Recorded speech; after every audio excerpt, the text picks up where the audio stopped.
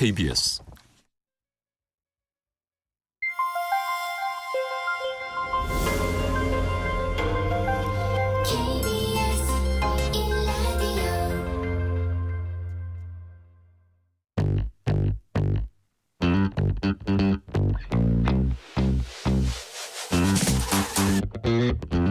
KBS 1라디오 뉴스레터 K.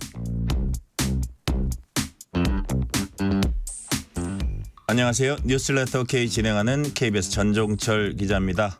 여자 양궁 대표팀이 파리올림픽 단체전에서 10연패 금자탑을 쌓은 데 이어서 남자 양궁 대표팀이 단체전 3연패를 달성했습니다. 맏형 김우진은 올림픽 3연속 우승이란 대기록을 세웠습니다. 파리올림픽 소식 김한수 KBS 기자와 함께 살펴봅니다. 야당 단독으로 국회 본회의를 통과한 방송 4법에 대해서 국민의힘이 윤석열 대통령에게 제2요구권 행사를 건의하겠다고 밝혔습니다. 여야가 평행선을 달리면서 거칠게 맞서고 있습니다.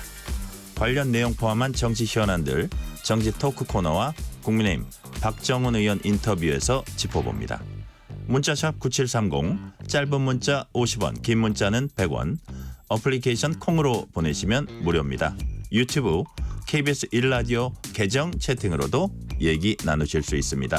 문자 보내주시면 추첨을 통해서 커피 쿠폰 보내드릴 테니까요. 여러분의 이야기도 많이 들려주세요. 뉴스레터 K 지금부터 시작합니다.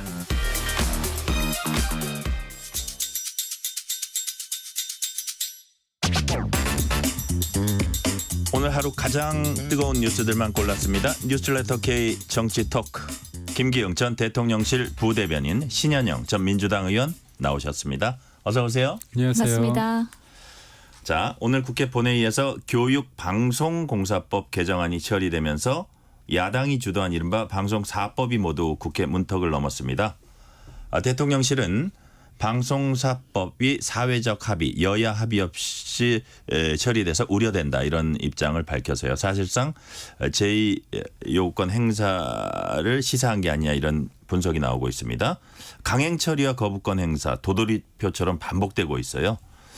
여야의 정치적 속내가 뭘까요? 김기용 부대변인. 네, 뭐 야당 입장에서는 뻔히 보이는 상황이지 않습니까? 계속 강행 처리하면 대통령실에서 제2요구권, 이제 거부권이라고 하죠. 야당에서는. 그러면서 이제 대통령의 어떤 불통 이미지를 더 씌우기 위한 그런 상황. 그다음에 주도권을 쥐기 위해서 이재명 전 대표의 방탄을 하기 위한 그런 어떤 것을 위해서 정치적으로 공략적으로 이용하고 있는 상황이라서 저희도 답답한 게, 그러니까 이재명 전 대표가 먹사니즘을 얘기하지 않았습니까? 먹사니즘, 그러니까 민생인데 제가 볼 땐 먹사니즘 같아요. 왜냐하면 민주당 본인들이 원하는 MBC의 어떤 수뇌부 그쪽에 일종의 밥그릇 챙기기 아닌가, 먹사니즘이 그거 아닌가 그런 생각이 들어서 먹사니즘을 그렇게 해석을 하세요? 그러고 싶습니다. 저는. 네.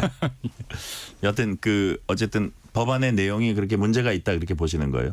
문제가 있죠. 예를 들면 이제 지금의 그러니까 지금의 상황이 뭐냐면 과거 문재인 정부 같은 경우는 정권이 바뀐 다음에 8개월 동안 MBC하고 KBS 사장을 소위 말해서 내쫓았습니다. 그때는 이사가 임기가 다 되지 않은 상황인데요.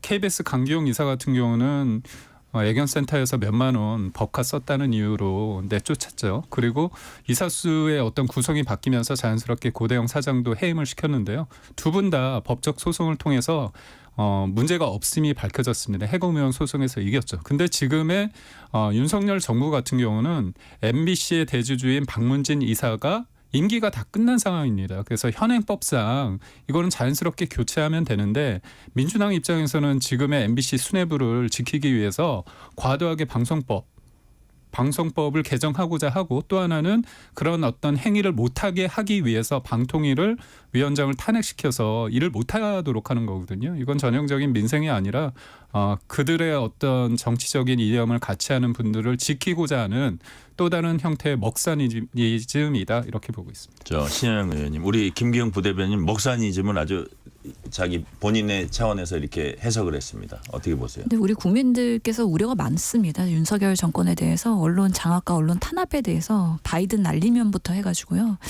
MBC까지 장악하면 어떻게 되지? MBC마저 제대로 된 보도를 못하면 어떡하지?에 대한 우려가 많기 때문에 우리는 최대한의 보루를 만들 수밖에 없는 부분인데 그런 부분에 있어서 이게 정권이 바뀌면 계속 정권에 입맞는 그런 보도를 해야 되는 공영방송을 우리가 어떻게든 고리를 끊어내야 된다라는 그런 노력의 일환이라고 보고요. 이거는 사실 문재인 정권 때 했었으면 좋았을 텐데 지금이라도 해야 된다. 그리고 앞으로라도 꼭 해야 된다라고 생각을 합니다. 근데 너무 이게 정쟁화되고 강대강 대치 국면에서 계속 본회의 가고 거부권 가고 이게 도돌이 펴여서 의미 없는 그런 행위들을 하나하나 하는 것 자체가 국민들이 정치에 대한 신뢰를 사실은 떨어뜨리는 데 있어서 또 하나의 상징적인 모습이 되는 것 같아서 참 안타깝고요. 그럼에도 불구하고 이런 뭐 낙하산 인사나 아니면 보도 편향성에 대한 부분 그리고 내부의 갈라치기 이런 부분에 있어서의 언론 내부에서도 문제점과 자각이 있거든요. 이런 것들을 어떻게 해결해야 될지에 대해서 사실은 좀 토론을 통해서 그리고 국민들 공청회 통해서 좀 수기를 통해서 좀 제대로 된 방송사법 꼭 통과될 수 있는 법안이 다음에는 꼭 나왔으면 좋겠다라는 생각을 합니다. 이번 필리버스터는요. 국민들의 무관심 속에서 특히 파리 올림픽 때문에 더더욱이 그랬고요. 결국에는 김용태 의원만 뜬 것 같습니다. 와, 네, 김용태 남는 게 의원 없어요. 보니까 90년생 김용태 의원이 네. 13시간 넘는 필리버스터. 그러니까 사실은 민주당 박선원 의원 10시간에 약간 그 맞대응 측면이었는데 알고 보니까 윤희숙 의원이 12시간 47분을 깼어요. 저는 그거 보면서 젊은 사람들이 정치해야 된다. 체력 좋은 사람들이 정치해야 된다. 예, 그런 그리고 생각이 들더라고요. 그 필리버스터 끝나면서 우리 저 파리 올림픽에 가 있는 우리 선수단에 아주 힘을 불어넣는 멘트도 했어요. 전 딴 얘기보다도 여하튼 그게 기억이 나고요. 제 질문은 그건 아니고 그 방송사법 통과 후에 우원식 국회의장이 여야 대치 상황 뭐 한쪽만 비난한 건 아니지만 여야 대치 상황을 비판하면서 대통령을 향해서 거부권 행사에 신중하라는 얘기를 했고요. 단 한 발짝도 양보하지 않으려는 강팍한 권력자의 야박한 태도다. 네. 강팍한 무슨 뜻이에요, 김기훈 부대변인? 저는 처음 몰랐습니다. 그래서 네이버에 찾아봤는데요. 얄팍하고 예, 저기 성격이 합성어예요? 까다롭고 고집이 세다. 까다롭고 성격이 까다롭고 고집이 세다. 강팍한, 그러니까 사실 괴팍한 이럴 때. 예. 그러니까 제가 볼 때 괴팍하다는 말을 쓰고 싶은데 좀 제가 볼 때 괴팍하다고 하면 본인도 그러니까 이거를 진짜 다른 표현을 쓴 것 같아요. 그러니까 저는 이 표현을 보면서 느끼는 게 뭐냐면 이거 플레이어가 아니라 그러니까 심판자잖아요. 어떻게 보면 의장인데 우원식 의장이 그 경선 과정에서 뭐라고 얘기했냐면 이른바 명심 경쟁할 때 이재명 대표가 형님이 딱 이랬다는 표현을 썼어요. 형님이 네. 딱이다. 이재명 전 대표가 볼 때 우원식 형님이 딱인 거죠 지금. 결국은 뭐냐면 서로 이견이 다른 여야가 있을 수 있습니다. 그거를 중재하는 역할이 의장이에요. 근데 이분이 얘기를 해요. 자기가 중재를 하려고 했는데 그 중재가 국민의힘에서 받지 않았기 때문에 그 문제다. 근데 그 중재의 내용을 꼼꼼히 들여다보면 그거는 받아들일 수 없는 내용입니다. 뭐냐면 이제 그 영화 대부에 거절할 수 없는 제안을 하겠다 그런 명대사가 나오거든요. 네네. 이거는 거절할 수밖에 없는 제안을 한 거예요. 뭐냐? 탄핵을 하지 말고 방송법을 강행하지 말라고 했어요. 이쪽은 여당 쪽에는 박문진 이사를 하지 말라고 했어요. 교체하지 말라고. 근데 탄핵을 하고 방송법을 하고자 하는 이유가 이 박문진 이사 교체를 막기 위한 거거든요. 결국 논의 과정에서 박문진 이사를 교체하지 말자는 거는 민주당의 손을 들어준 거예요. 근데 그게 어떻게 중립적인 내용입니까? 사실 거절할 수밖에 없는 제안을 두고 그걸 거절하니까 그거를 고집스럽고 뭔가 불통의 이미지로 더 씌워서 대통령을 공격하는 이미지 자체가 제가 볼 땐 받아들일 수 없고 저는 그렇습니다.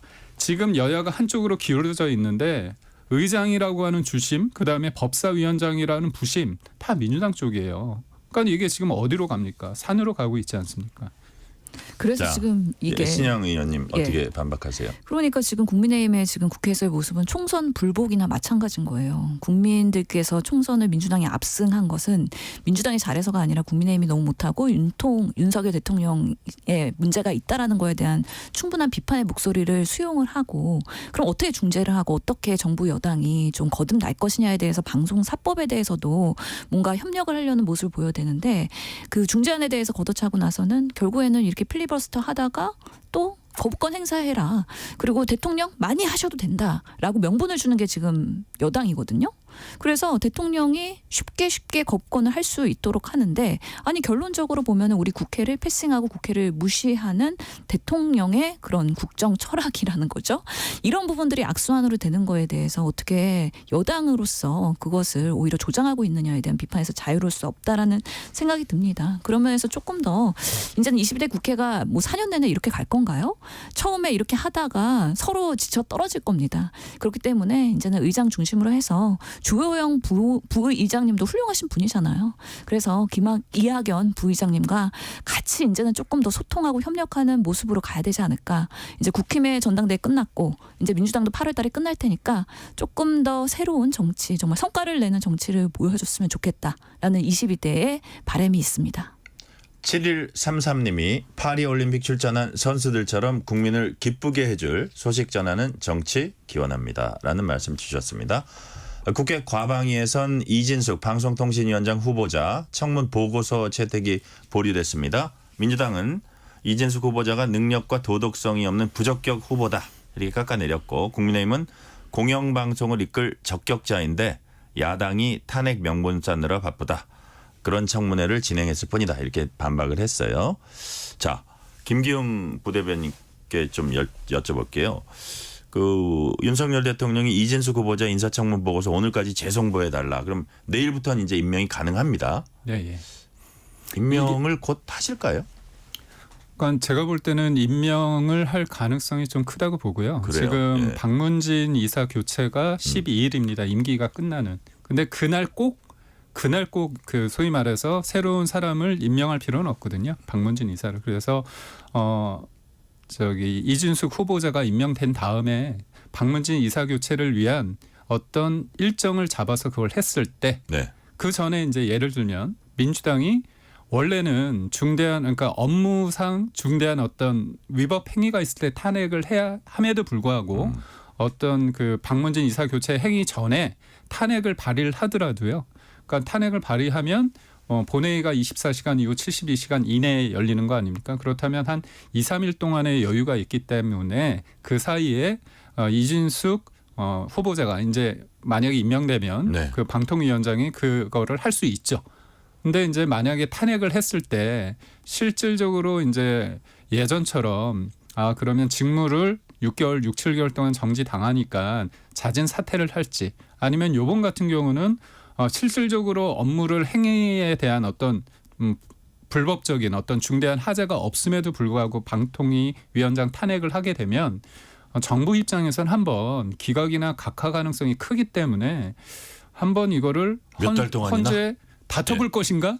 다퉈보자는 얘기도 고민도 있을 텐데. 야, 그게 한 너다섯 달 갈 텐데요. 맞습니다. 그렇기 때문에 그거는 어떤 카드를 쓸지는 저는 모르겠습니다. 그게 이제 사실 신영 의원님 민주당 입장에서는 이진숙 후보자에 대해 아마 탄핵이나 이런 것들 좀 가정을 하고 있는 것 같아요. 그렇다면은 어떤 이진숙 후보자가 만약에 임명이 돼가지고 어떤 의결 절차나 이런 거 하기 전에도 탄핵을 추진할 가능성이 있다고 보세요.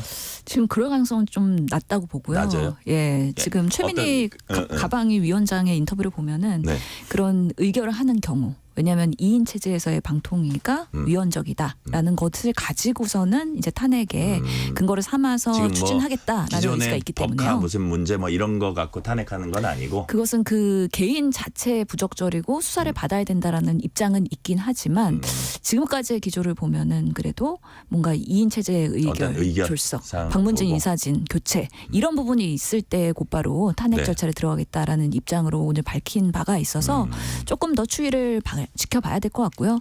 그 전에 사실은 그 국민의힘에서도 이진숙 정말 후보자가 적절하다고 보시는 건지 내부에 아마 양심 있는 사람들은 부적절하다고 보실 분들도 꽤 있을 것 같아요. 이게 너무 정치적으로 편향된 인사잖아요. 그렇기 때문에 사실은 윤석열 대통령께서 그런 임명에 대한 고집을 부리지 않았으면 좋겠는데 이 부분 또한 강팍하게 아마 임명하시지 않을까라는 생각이 듭니다. 어떻게 반박하실 것 좀 김기웅 부대변인 계세요? 그러니까 이진숙 후보자의 그 네. 자질이나 이런 그러니까 거. 예를 들면 이제 청문회를 하면 비전과 능력을 이제 검증하는 관계인데 이런 경우는 저는 처음인 것 같아요. 그러니까 민주당이 이진숙 방통위원장 후보자를 대하는 방식이 역설적으로 총리급 이상, 대법원장 이상 아닙니까? 너무 몸집 키워졌어요? 3+1 아닙니까?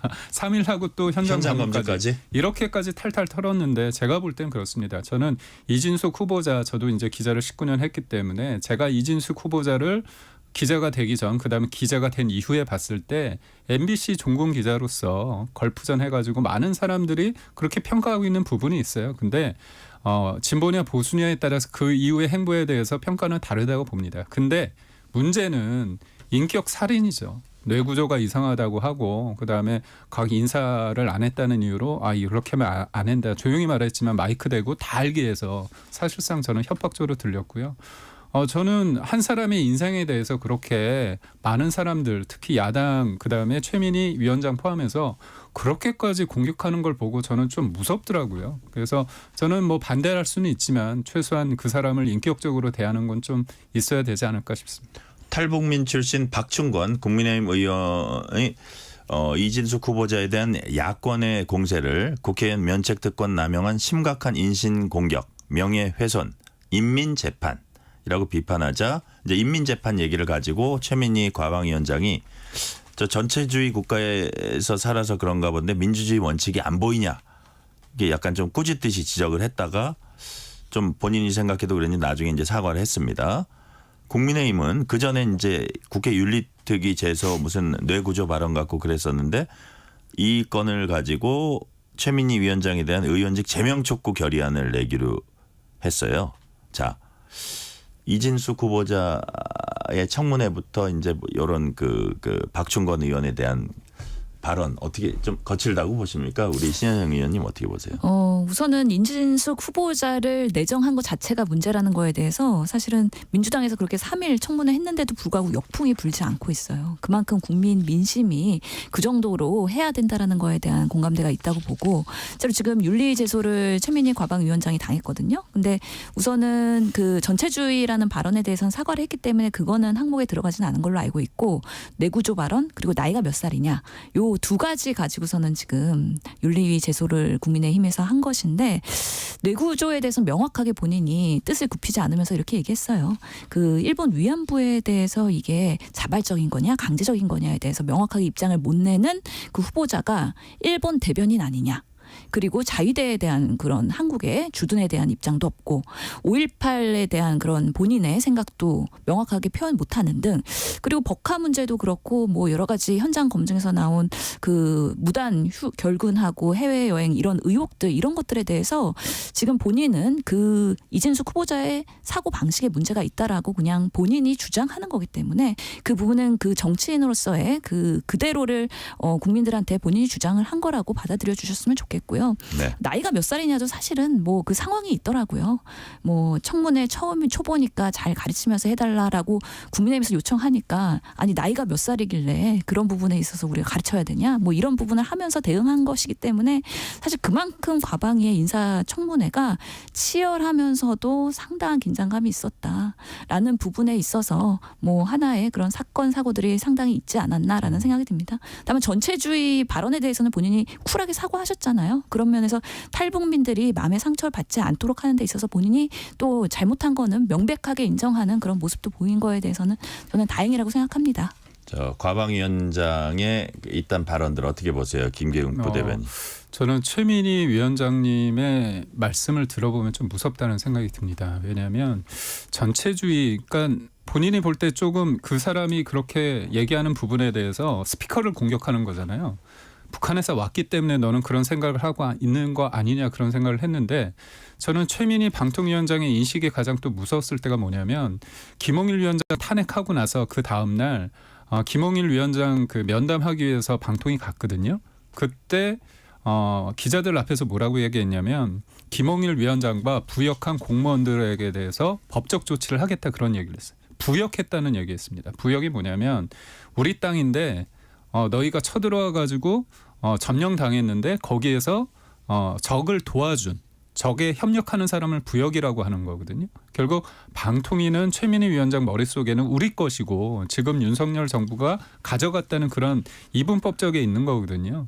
이거는 방송통신을 발전시키기 위한 게 아니라 하나의 전리품으로서의 어떤 방송을 보고 있는 시각입니다. 그리고 무엇보다도 지금의 그 민주당의 의원들이 탈북자들을 바라보는 시선은 예전에 태영호 의원에 대해서 북한 인권 관련해 가지고 왜 그 이사 선임인가요? 그거 안 하냐고 했을 때 그때 그 문제 지적하니까 그때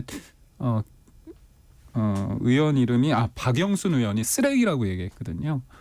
그 북한이 탈북자들을 공격할 때 쓰는 표현이 쓰레기입니다. 그 인식 자체가 탈북자를 어떻게 바라보고 있는지 배신자라고 생각하는 거예요. 그러니까 북한의 시각에서 본다 그런 그렇습니다. 말씀이세요? 그러니까 인권을 주장하는 민주당 분들이 왜 앞에 북한이라는 단어가 들어가면 북한 인권에 대해서는 그렇게 나몰라라 하는지 그리고 어떻게 진짜 목숨 걸고 온 사람들한테 그렇게 얘기할 수 있는지 저는 진짜 이해가 안 갑니다. 자, 다음 질문 넘어갈게요. 국민의힘은 임성근 전 해병대 1사단 구명 로비 의혹을 보던 JTBC 기자 방송사 업무를 방해한 혐의로 경찰에 고발했고요. 자, 국민의힘의 시각은 임성근 전 사단장 구명 로비 의혹과 관련해서 민주당 장경태 의원이 김 변호사의 의혹 제기 과정에 참여해서 사전 공모한 이른바 제보 공작 사건이다.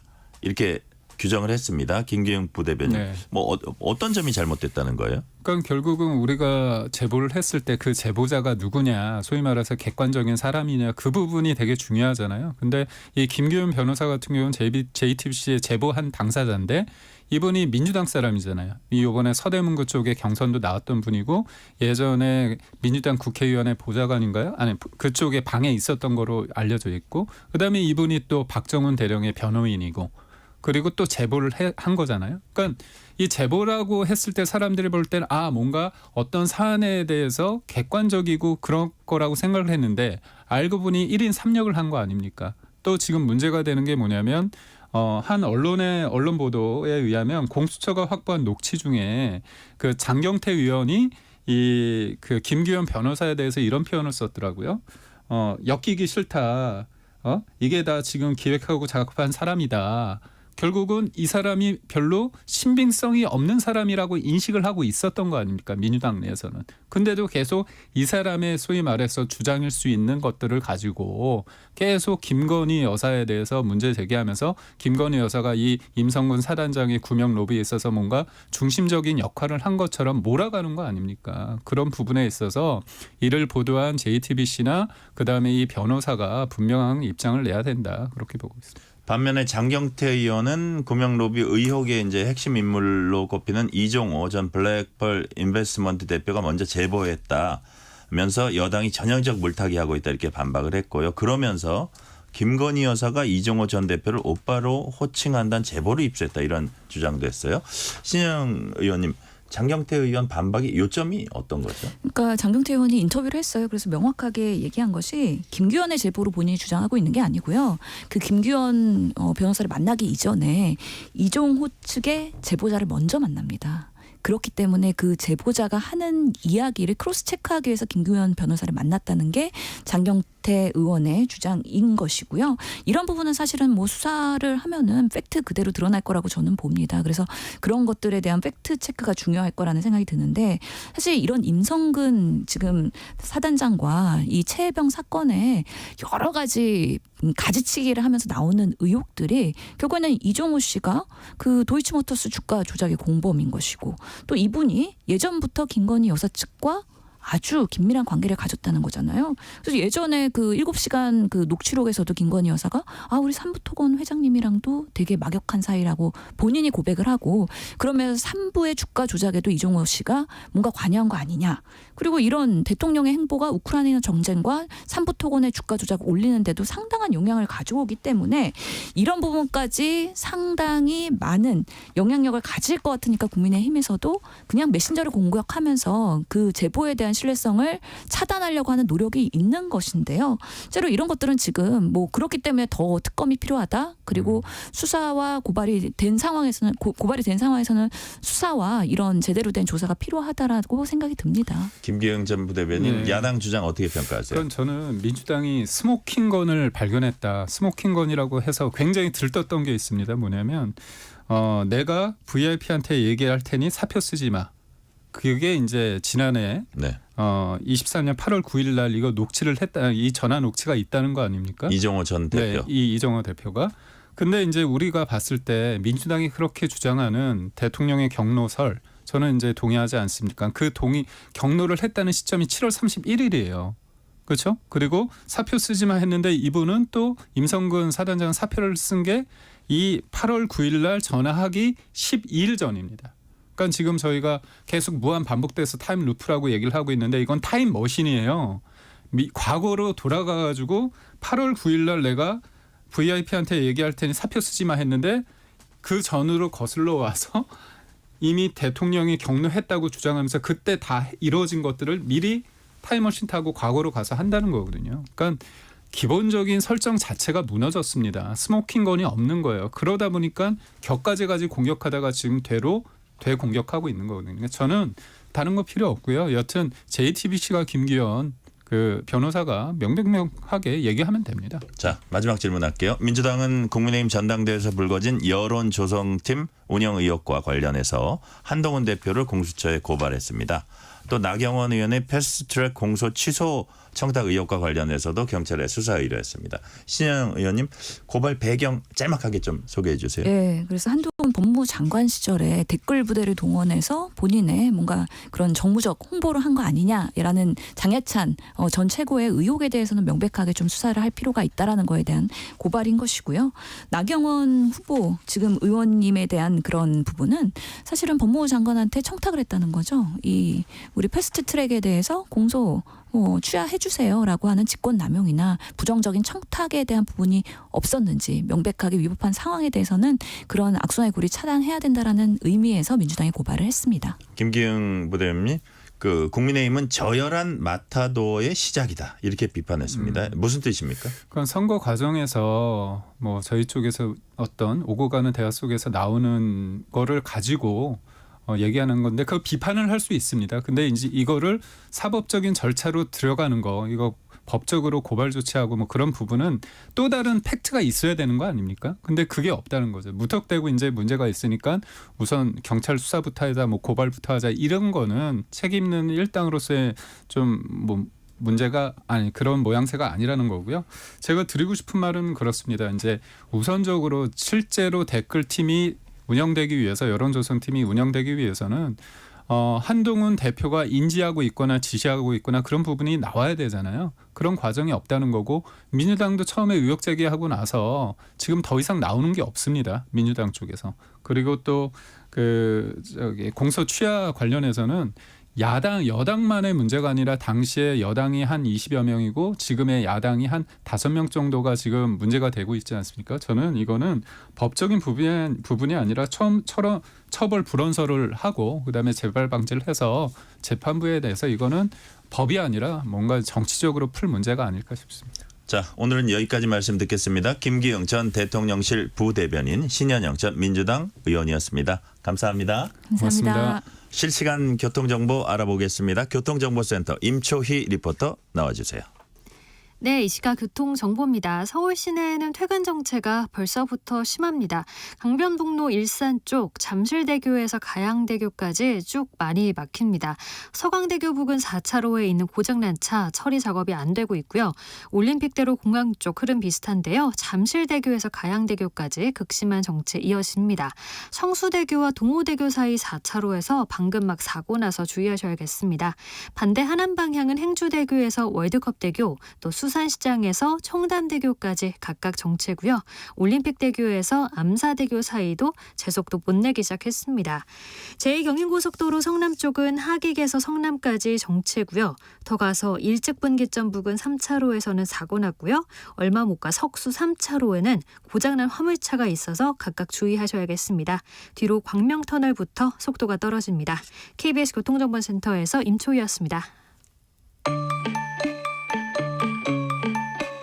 퇴근길, 당신과 함께 읽는 세상 이야기. KBS 1라디오 뉴스레터 K.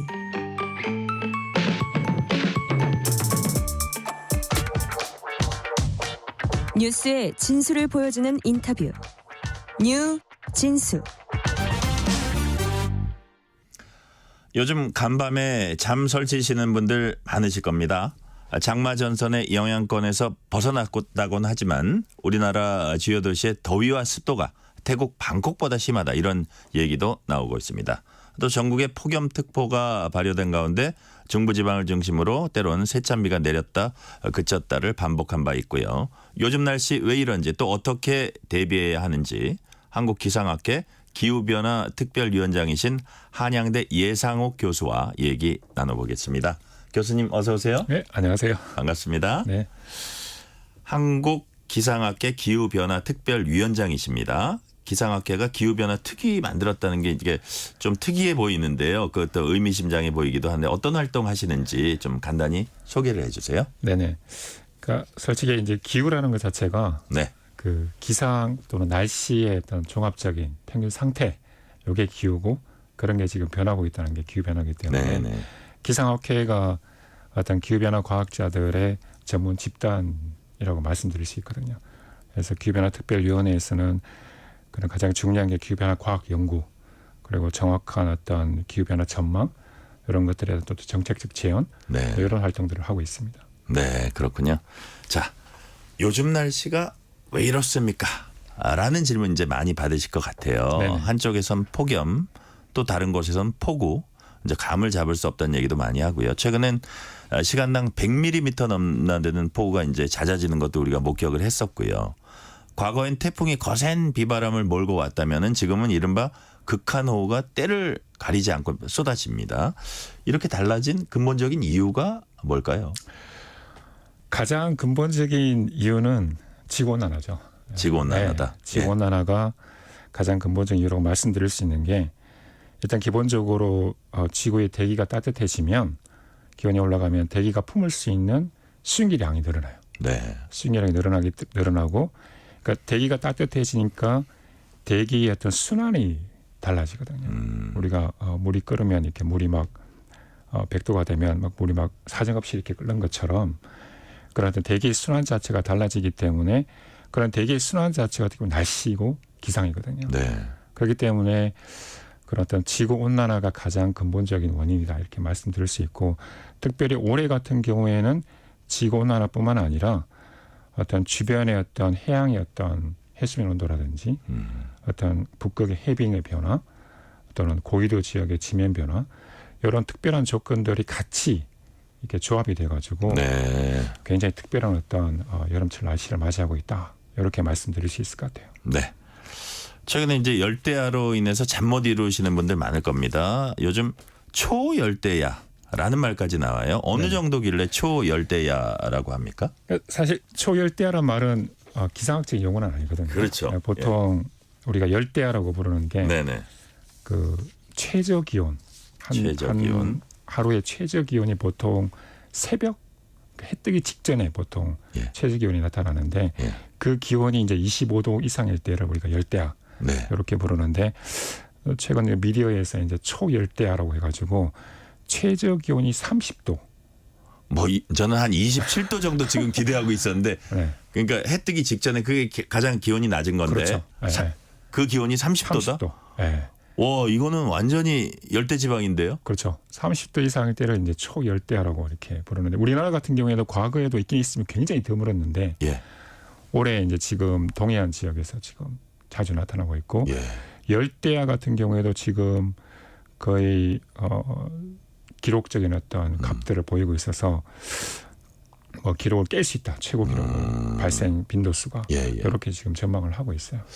제가 2018년에 싱가포르 이제 출장을 갔거든요. 그때는 이제 워싱턴에 제가 이제 특파원을 하고 있을 때인데 북미 정상회담 6월 그때가 18일인가 6월 말 정도 됐었는데 푸동공항이라 그러죠. 네. 거기서 공항 안엔 시원한 딱 내리는 순간에 그 열기가 그게 한 30도 될 거예요. 새벽이었는데. 그렇겠죠. 네. 와, 우리나라가 닮아가는 겁니다. 그렇죠.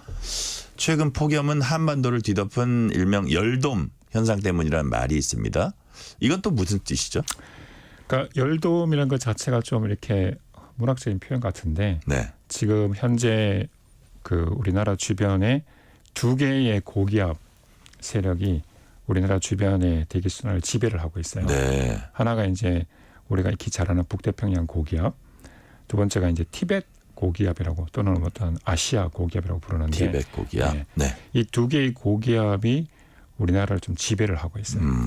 그런데 기온이 올라가는 데 있어서는 세 가지 어떤 현상들이 영향을 주거든요. 네네. 첫 어떤 번째가 걸까요? 뭐냐면 예. 우리가 조금 어려운 말이긴 하지만 복사 에너지라고 그래가지고 복사 에너지요? 예. 예. 그러니까 쉽게 생각하면 태양에서 오는 에너지. 우리가 해가 뜨면 점점 기온이 올라가는 이유가 예. 지구가 이제 지면에서 이제 태양 복사 에너지를 많이 받기 때문에 그렇죠. 또 하나가 뭐냐면 따뜻한 공기가 우리나라 쪽으로 이동하면 돼요. 그러니까 예. 우리나라 쪽으로 이류 현상이라고 그러는데, 그러니까 따뜻한 공기가 멀리 있는 따뜻한 공기가 내가 살고 있는 우리나라 한반도, 우리나라 쪽으로 이동을 하게 되면 기온이 올라가게 돼 있어요. 네. 또 마지막이 뭐냐면 공기가 하강하면 이 단열 승온이라고 그래서 공기가 하강하면 단열 승온 현상 때문에 기온이 올라가요. 높이 있던 공기는 되게 찰 것 같은데 그게 하강하면은 공기가 올라가요. 이제 밑부분이 기압이 높기 때문에 예. 공기가 압축되잖아요. 공기가 압축되면 이 공기가 에너지를 받는 거기 때문에 기온이 올라가게 돼 있어요. 압축되면서 에너지를 받는다. 네네. 그 그러니까 세 가지 요인이요. 그렇죠. 근데 그 세 가지 요인이 지금 우리나라에 다 작용하고 있다.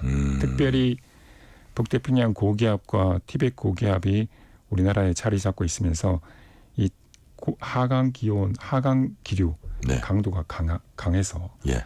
어떤 단열 승온 현상 때문에 어떤 폭염, 어떤 이런 초열대야라는 이런 현상도 만들어지고 있다. 이렇게 말씀드릴 수 있어요. 어쨌든 세 가지 요인인데 그 세 가지가 다 우리나라에 적용되면서 네네. 이게 막 열이 올라가고 있다 그런 말씀이시고요. 맞습니다. 네. 제가 이런 종류의 질문은 몇 차례 비슷한 질문 하게 될 것 같은데 이제 우리나라 여름 날씨가 동남아에 가까워지고 있다 얘기들 자주 합니다. 덥다가 갑자기 열대성 소나기 같은 거 쏟아지기도 해요. 최근 우리나라 여름 날씨 왜 이런 이거 역시 기후 온난화 같긴 한데 큰 틀에선 그런 것 같은데 왜 이런 겁니까? 그러니까 일단 올해 같은 올 여름을 예를 든다면 올 네. 여름 같은 경우에는 이 굉장히 습한 어떤 특성들을 가지고 있거든요. 네. 올 여름 같은 경우가 그러니까 그런 어떤 습한 어떤 공기 특성들은 특별히 우리나라 주변의 대기 순환의 배치 네. 이게 지금 결정적인 요인을 작용을 하고 있거든요. 예, 그러니까 북태평양 고기압을 통해서 이 열대 지역에 흔히 습하고 더운 공기 이런 공기들이 계속 우리나라 쪽으로 이류가 되면서 거의 동남아 날씨처럼 굉장히 습하고 네. 또 덥고 이런 어떤 현상들을 가지고 있다 이렇게 말씀드릴 수 있고 특별히 최근에 그 태풍이 중국 쪽으로 접근을 하면서 열대 저기압으로 바뀌면서 그 기압 배치가 확실하게 우리나라 쪽으로 습한 공기를 네. 굉장히 효과적으로 이류할 수 있는 그런 어떤 특별한 기압 배치 때문에 훨씬 더 지금 올 여름 같은 경우에 진짜 날씨가 동남아 같다. 네. 이런 어떤 느끼시는 것 같아요. 네. 이번엔 약간 불규칙성 이런 거에 대해서 한번 질문 드려볼게요. 과거에 네네. 이제 초여름 한 6월 정도에 기온이 서서히 오르다가 6월 말에서 7월 중순까지 장마가 오고 7월 말 뭐 8월 달 뭐 중순 어떨 때는 하순까지 가고 불볕더위 그렇죠. 이게 이제 일정한 패턴이었어요. 그렇죠. 근데 언제부턴가 그 패턴이 깨졌다는 생각이 들고 훨씬 불규칙적이에요. 네. 이것도 역시 기후 온난화 때문이죠. 뭐 항상 대답은 그 대전제는 대전제는 기후 온난화인데 예. 방금 말씀하신 그런 패턴이 깨지게 된 게 네. 90년대 후반부 2000년대 초반 들어왔어요. 아 그렇군요. 네네. 그러니까 과거에는 정말 말씀하신 것처럼 우리나라 여름철 날씨 그러면 장마가 있고 장마 이후에는 뭐 불볕더위 네. 이런 어떤 패턴이 있었는데 이런 패턴이 깨지기 시작한 게 90년대 후반 2000년대 초반 들어와서 깨지면서 실제로 여름 같은 경우에는 물론 장마가 있긴 있지만 네. 여름철 전체적으로 굉장히 강수량이 빈번하게 강수가 빈번하게 있는 이런 현상들이 반복적으로 되는 그러면서 뭔가 이렇게 장마 이후에 불볕더위 이런 공식 자체가 깨지고 마치 우기 이런 개념처럼 그러니까 극한 어떤 강수 이상 강수가 이렇게 빈번하게 내리는 네. 이런 어떤 특성을 네. 보이고 있다. 이렇게 말씀드릴 수 있습니다. 그러니까 근본적인 이유는 네. 지구 온난화인데 결국 지구 온난화로 인해 가지고 우리나라 여름철 날씨에 영향을 주는 요소들이 늘어났다. 이거 되게 중요한 지구 온난화로 이유라고 인해서 말씀드릴 수 있습니다. 여름철 날씨에 영향 끼치는 요소들 늘어났다. 네 맞습니다. 자, 4927님이 이런 질문을 해오셨네요. 예전에 어른들이 여름이 뜨겁고 비가 많이 오면 그의 겨울엔 눈도 많이 내린다. 들었습니다. 근거가 있는 얘기인가요? 완전히 근거가 없는 얘기는 아니에요. 그러니까, 아, 그래요? 그러니까 대기 어떤 자료들을 분석해 보면 네. 약간 더운 여름에 여름 물 많을 이후에 때 겨울도 물 많다. 겨울에 예. 좀 차갑고 이런 어떤 경향성, 이런 어떤 약간 주기적인 경향성이 있는데 예. 실제적으로 긴 어떤 자료들을 분석해 보면 그런 경향성 자체는 파악하기는 쉽진 않아요. 아, 어떤 과학적인 어떤 인과관계는 아니라 이거죠. 네네, 맞습니다. 약간 경험상의 그런 경우가 좀 상당히 있는 것 같긴 하지만 네네, 그렇죠. 과학적인 인과관계와는 아직 확인된 건 없다. 네네. 이렇게 말씀하신 것 같고요. 자, 남쪽에는 폭염주의보, 폭염경보가 내려지는가 하면 북한 압록강 지역에는 자 이제 한반도로 이 폭을 넓힙니다. 북한 압록강 지역에는 엄청난 폭우가 쏟아져서 많은 피해가 났다고 합니다. 이게 폭우가 한반도를 오르락내리락하면서 쏟아지는 것도 좀 드문 경우 같은데 이건 또 이유가 뭔가요? 지금 현재 북한의 압록강 지역에 굉장히 비가 많이 내리고 있는데 네네. 그거는 아마도 현재 북태평양 고기압이 세력이 확장되면서 네. 그 전선 자체가 지금 북쪽으로 완전히 이동했기 때문에 그 전선상에서 내리는 비다 네. 이렇게 말씀을 드릴 수 있고 지금 방금 말씀하신 것처럼 올 여름에 비의 어떤 특성 자체가 굉장히 좁은 지역에서 동서 방향으로 네. 끼를 가지고 그리고 중부 지역에서 막 비가 내리는 그때 남부 지역은 우리 폭염 네. 이런 현상들이 공존한 게 네. 특징인데 그 이유는 조금 더 분석을 해봐야 되겠지만 남쪽에서 우리나라 쪽으로 이류되는 어떤 습하고 더운 공기랑 이 고위도 지역, 그러니까 고위도 지역에서 우리나라 쪽으로 동아시아 쪽으로 내려오는 상대적으로 건조하고 차가운 공기가 굉장히 좁은 지역에서 맞닥뜨리면서 네. 우리가 올 여름에 경험했던 이런 현상들이 빈번하게 발생하지 않았나 생각을 할 수 있어요. 그래서 차가운 공기가 더 북쪽에서 많이 내려온다는 것도 그런 차원이네요. 맞습니다. 네. 그러니까 지금 분석 결과들을 좀 살펴보면 현재 그 동시베리아 지역의 지면 상태가 많이 변하고 있어요. 그러니까 예전에 거기는 눈으로 뒤덮여져 있었는데 역시 지구온난화 때문에 그 지역이 지금 풀이 자라고 있거든요. 풀이나 어떤 식생이 자라고 있기 때문에 그렇게 되면 기본적으로 그 지면 위에 있는 공기의 순환이 좀 달라지거든요. 대기의 순환이 달라지고 네. 특별히 아까 제가 말씀드렸던 것처럼 북극 지역에 얼음이 네. 또 역대급으로 지금 많이 녹았어요. 그럼 거기에 고기압성 순환이 굉장히 강화되는데 그 고기압성 순환 때문에 우리나라를 포함한 동아시아 쪽으로 상대적으로 건조하고 차가운 공기가 내려오는 길이 네. 굉장히 확보가 되면서 올 여름과 같은 그런 어떤 강수 현상 이런 것들이 있지 않았나 생각을 하고 있습니다. 기상청이 공식적으로는 올해 장마 종료를 이제 선언을 했습니다. 네네. 하지만 이번 여름에 우리가 경험했듯이 극한 폭우에 대한 대비가 이제 내년에도 내후년에도 매우 중요해 보여요. 네네. 현 기상 예보 시스템상 사전 예고라든지 사전 뭐 대비라든지 뭐 이런 것들 좀 가능한가요? 네. 현재 기상청에서도 이런 어떤 우리나라 주변의 최근의 어떤 날씨 어떤 특성 변화 이런 것들을 잘 이해를 하고 있고 네. 또 기후 변화로 인한 어떤 뭐 극한 폭우, 뭐 폭염 이런 현상들에 대해서 잘 파악을 하고 있기 때문에 실질적으로 계속해서 어떤 재난 정보라든지 어떤 대비 경보 이런 것들에 대해서 계속 개선을 하고 있는 걸로 알고 있어요. 그래서 국민들이 그런 어떤 경보나 어떤 정보에 대해서 굉장히 관심을 가지는 게 굉장히 중요하다. 저는 그렇게 말씀을 드리고 싶고 특별히 말씀하셨던 것처럼 예전에 어떤 우리가 익히 알고 있던 어떤 여름철 날씨 이 패턴이 깨졌기 때문에 네. 설사 장마가 끝났다 할지라도 이 8월 달에 우리가 예상하지 못한 그런 어떤 극한 호우 네. 그런 어떤 강수 현상이 충분히 있을 수 있거든요.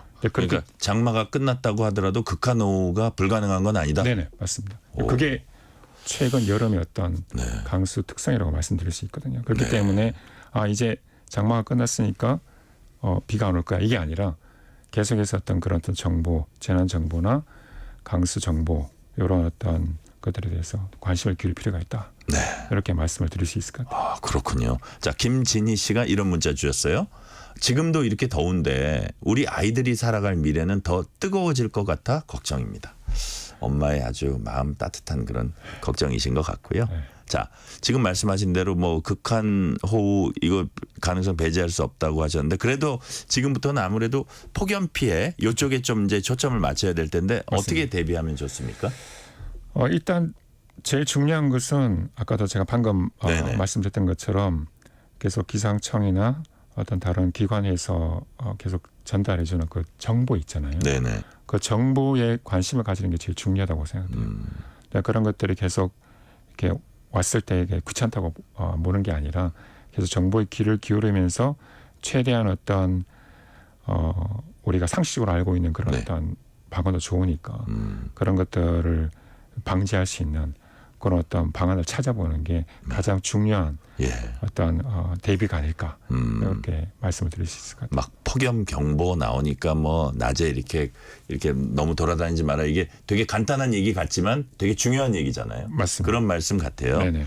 자, 이런 변화가 결국 한반도가 온대 기후에서 아열대 기후로 바뀐다는 주장과 같은 맥락인가요? 저는 어느 정도 같은 맥락이라고 생각돼요. 네네. 그러니까 아열대 기후 같은 경우에 이 정의가 있거든요. 네네. 아열대 기후가 보통 1년 중에 8개월이 평균 온도 10도 이상이면 아열대 기후다 이렇게 정의를 하고 있어요. 네네. 기상학적으로. 그런데 이미 우리나라 같은 경우에는 이 남해안 주변, 뭐 제주도는 물론이고 이 남해안 일부 도시들은 이미 이 아열대 기후에 포함됐다. 이렇게 말씀드릴 수 있어요. 그러니까 아마 지구가 점점 더워지면 뭐 이 남해나 어떤 서해 연안뿐만 아니라 내륙 지역까지도 네. 어떻게 보면 아열대 기후로 바뀔 가능성이 충분히 있죠. 자, 지금 이제 교수님께서 지구 온난화로 인해서 이제 이상 기후가 발생하게 된다. 아주 다양한 형태지만 그게 결국은 지구 온난화가 대전제로 깔려 있다는 말씀 해주셨고요. 네네. 자, 그렇다면 당장 우리가 생활 주변에서도 알게 모르게 이제 영향을 받고 있을 텐데요. 그 피해가 어떤 형태로 나타납니까 주로? 기본적으로 온난화가 되면 기후과학자들이 전망하는 가장 중요한 결과 중에 하나는 이 극단적인 날씨의 네. 빈도 또는 강도 이런 것들이 늘어난다는 거예요. 그러니까 어떻게 보면 우리가 받는 피해 중에 대부분은 네. 평균적인 어떤 날씨라기보다는 약간 이상 기상 또는 극한 기상 이런 것들에 대한 피해가 가장 많거든요. 네네. 그러니까 이런 것들이 어떤 그런 극한 기상이나 뭐 이런 이상 기상의 빈도가 늘어난다. 이 자체가 어떻게 보면 우리가 일상에서 받는 가장 위험한 어떤 영향이다 이렇게 말씀을 드릴 수 있고 또 하나는 어떻게 보면 우리가 생각을 못해서 그렇지 거의 현재 거의 모든 부분에서 우리가 지구 온난화 영향을 받고 있다 네. 이렇게 말씀을 드릴 수 있으니까 네. 그러니까 지구 온난화에 가장 민감하게 반응하는 것은 생태계거든요.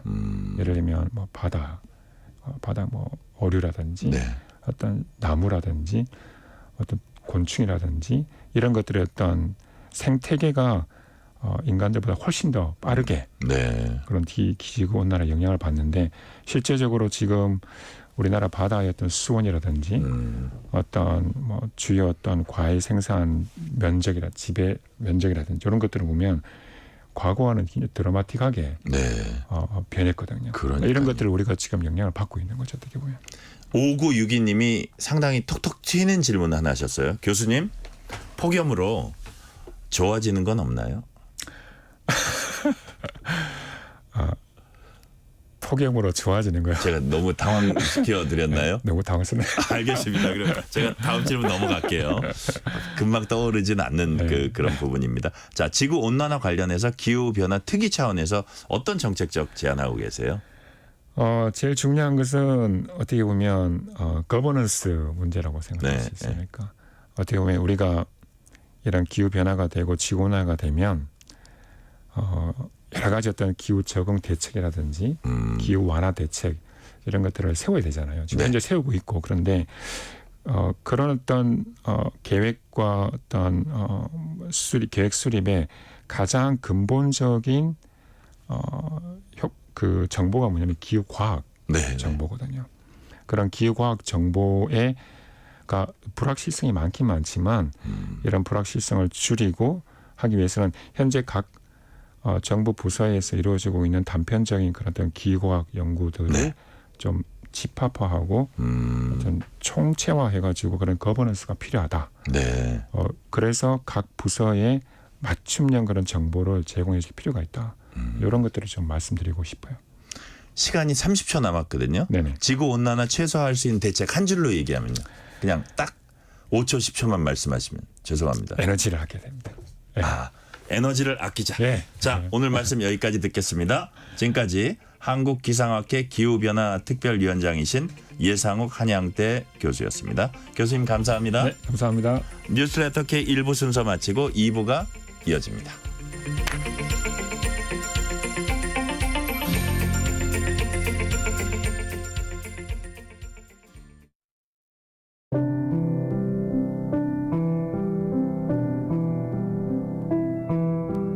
KBS 라디오 연중기획 희망충전 대한민국 올림픽 기념 특집 방송. 안녕하세요. 초록우산 친선대사 펜싱 선수 박상영입니다. 2016년 리우올림픽에서 금메달을 목에 걸기까지 마음속에서 수없이 되는 한마디, 바로 나는 할 수 있다 였습니다. 어린 시절 어려운 가정 형편으로 인해 운동을 중단해야만 했던 순간 초록우산과 후원자분들은 저를 믿어주셨고 저는 다시 힘을 내 일어설 수 있었습니다. 이처럼 우리 주변에는 운동에 뛰어난 재능이 있어도 어려운 환경 때문에 꿈을 포기하려는 친구들이 꽤 많은데요. 펜싱 국가대표를 꿈꾸는 15살의 대훈이도 예전에 저처럼 힘든 상황에 놓여 있습니다. 엄마와 단 둘이 살며 정부 지원금으로 어렵게 운동을 이어온 대훈이. 하지만 엄마의 건강이 점점 더 악화되며 고민은 커져만 가는데요. 최근 펜싱 선수권 대회 단체전에서 준우승을 거둔 대견한 대훈이가 현실의 벽으로 인해 재능을 포기하지 않았으면 좋겠습니다. 한 사람의 응원이 누군가의 인생을 바꿉니다. 대훈이에게 너는 할 수 있다라는 여러분의 응원과 격려를 보내주세요. 여러분의 따뜻한 손길이 희망의 빛이 됩니다. 후원 문의 1588-4350 1588-4350. 이번 주는 올림픽 특집 방송으로 정기 후원을 받고 있습니다. 희망을 선물해 주세요. KBS 라디오 연중기획 희망충전 대한민국은 초록우산 어린이재단, 인탑스 주식회사 그리고 청취자 여러분과 함께합니다.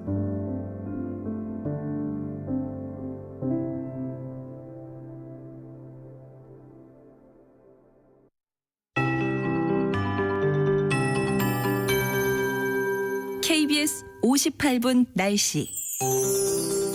폭염 경보와 주의보가 전국 대부분 지역에 여전히 발효 중입니다. 오늘 경남 양산은 37.7도까지 기온이 치솟아 올랐습니다. 올 최고 기온을 기록했고요. 폭염 경보가 대부분인 경상권을 중심으로 36, 7도대의 낮 최고 기온이 오늘 많았습니다. 서울은 31.9도로 평년보다 1.4도 낮 기온이 높았습니다. 당분간 전국 대부분 지역에서 최고 체감온도 35도 내외로 올라 매우 무덥겠습니다. 열대야도 나타나는 곳이 많겠습니다. 서울 지역도 어느덧 열대야가 80회째 이어지고 있습니다. 연속 9일째 이렇게 서울 지역의 열대야 속에 내일은 역시 서울, 광주, 대구, 부산이 26도의 아침 최저기온 보이면서 열대야가 밤새 나타날 가능성이 높고요. 제주, 강릉은 27, 8도대의 아침 최저기온을 보이겠습니다. 내일 낮 기온은 서울이 32도, 세종, 대전, 부산 33, 광주, 제주 34, 강릉 35, 대구 36도까지 오르겠습니다. 미세먼지 농도는 내일 깨끗한데요. 오존 농도는 울산, 경남 등 일부 남동부 지역에서 나쁘겠고 자외선 지수는 전 권역이 높거나 매우 높겠습니다. 모레까지 중부지방은 가끔 구름이 많고 남부와 제주는 대체로 맑겠습니다. 지금 서울 기온 31.2도입니다. 최영우였습니다.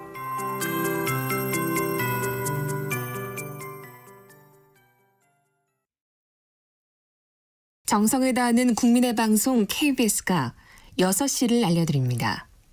AM 711kHz, FM 97.3MHz, KBS 1라디오입니다.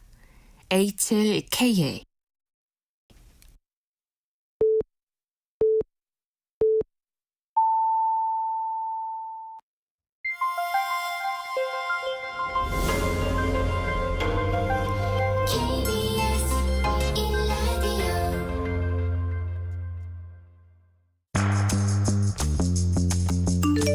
여러분은 지금 퇴근길 시사편지 한 장, KBS 1라디오 뉴스레터 K를 듣고 계십니다.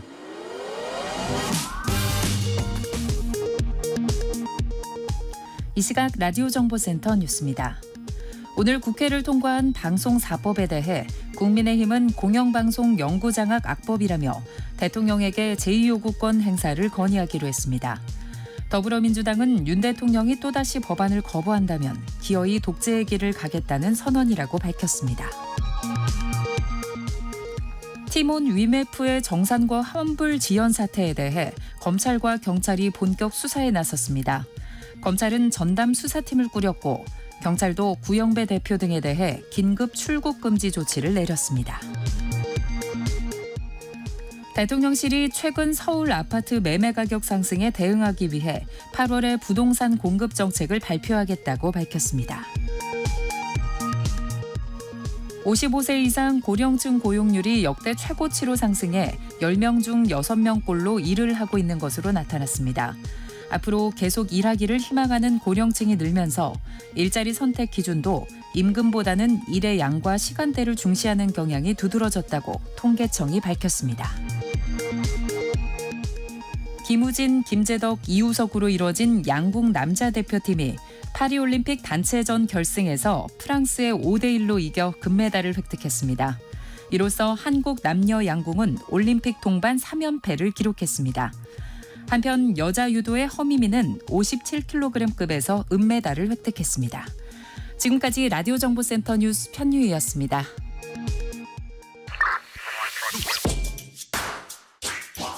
뉴스의 진수를 보여주는 인터뷰, 뉴진수.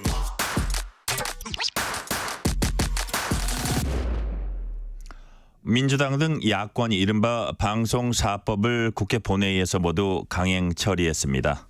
여야가 팽팽히 평행선을 달리고 있습니다. 국회 과학기술정보방송통신위원회 소속 박정훈 국민의힘 의원과 자세한 얘기 나눠봅니다. 지금 전화 연결돼 있습니다. 의원님 안녕하세요. 예, 반갑습니다. 박정훈입니다. 자, 의원님 말로만 듣던 과방이 직접 와보시니까 어떤지 좀 궁금합니다. 최대 격전지 과방이 와서 좀 지내보신 소감 어떻습니까?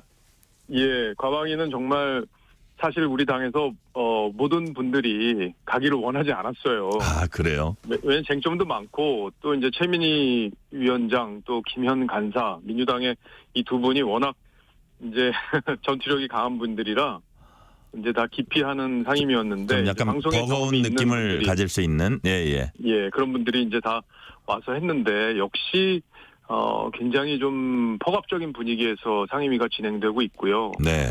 또 인사청문회도 유례 없이 국무위원 인사청문회를 사흘씩이나 하는 일까지 벌어졌잖아요. 네네. 예, 사흘 내내 그 자리를 지키고 앉아 있으면서 굉장히 힘든 시간을 보냈습니다, 사실. 네. 힘들었던 거는 그런 얘기들 좀 뭐라 그럴까? 잠깐 아까 폭압적이라는 표현을 썼는데 그런 얘기 듣는 게 좀 힘들었다 그런 말씀인 것 같은데요. 그러니까 여당 의원들이 뭐 질문하거나 질의하거나 하면 위원장이 꼭 나서서 그 반박을 하거나 반대하거나 이런 식으로 회의를 진행했기 때문에 위원장이 직접. 예, 최민희 위원장이 굉장히 좀 적극적으로 이제 그 저희가 제기하는 거에 대한 반론을 행사했기 때문에 네. 그러니까 저희가 한마디로 말하면 저희 김을 다 빼놓는 거죠. 위원장이. 그래서 어쨌든 인사청문회 하는 내내 굉장히 힘든 시간을 저희 국민의힘 의원들은 보냈습니다. 그랬군요. 야당 주도로 통과된 방송사법 이제 과방위 소속이시니까 소관 법안이라 이제 할 수 있는데 이들 법안 통과에 대한 국민의힘 어떤 입장입니까?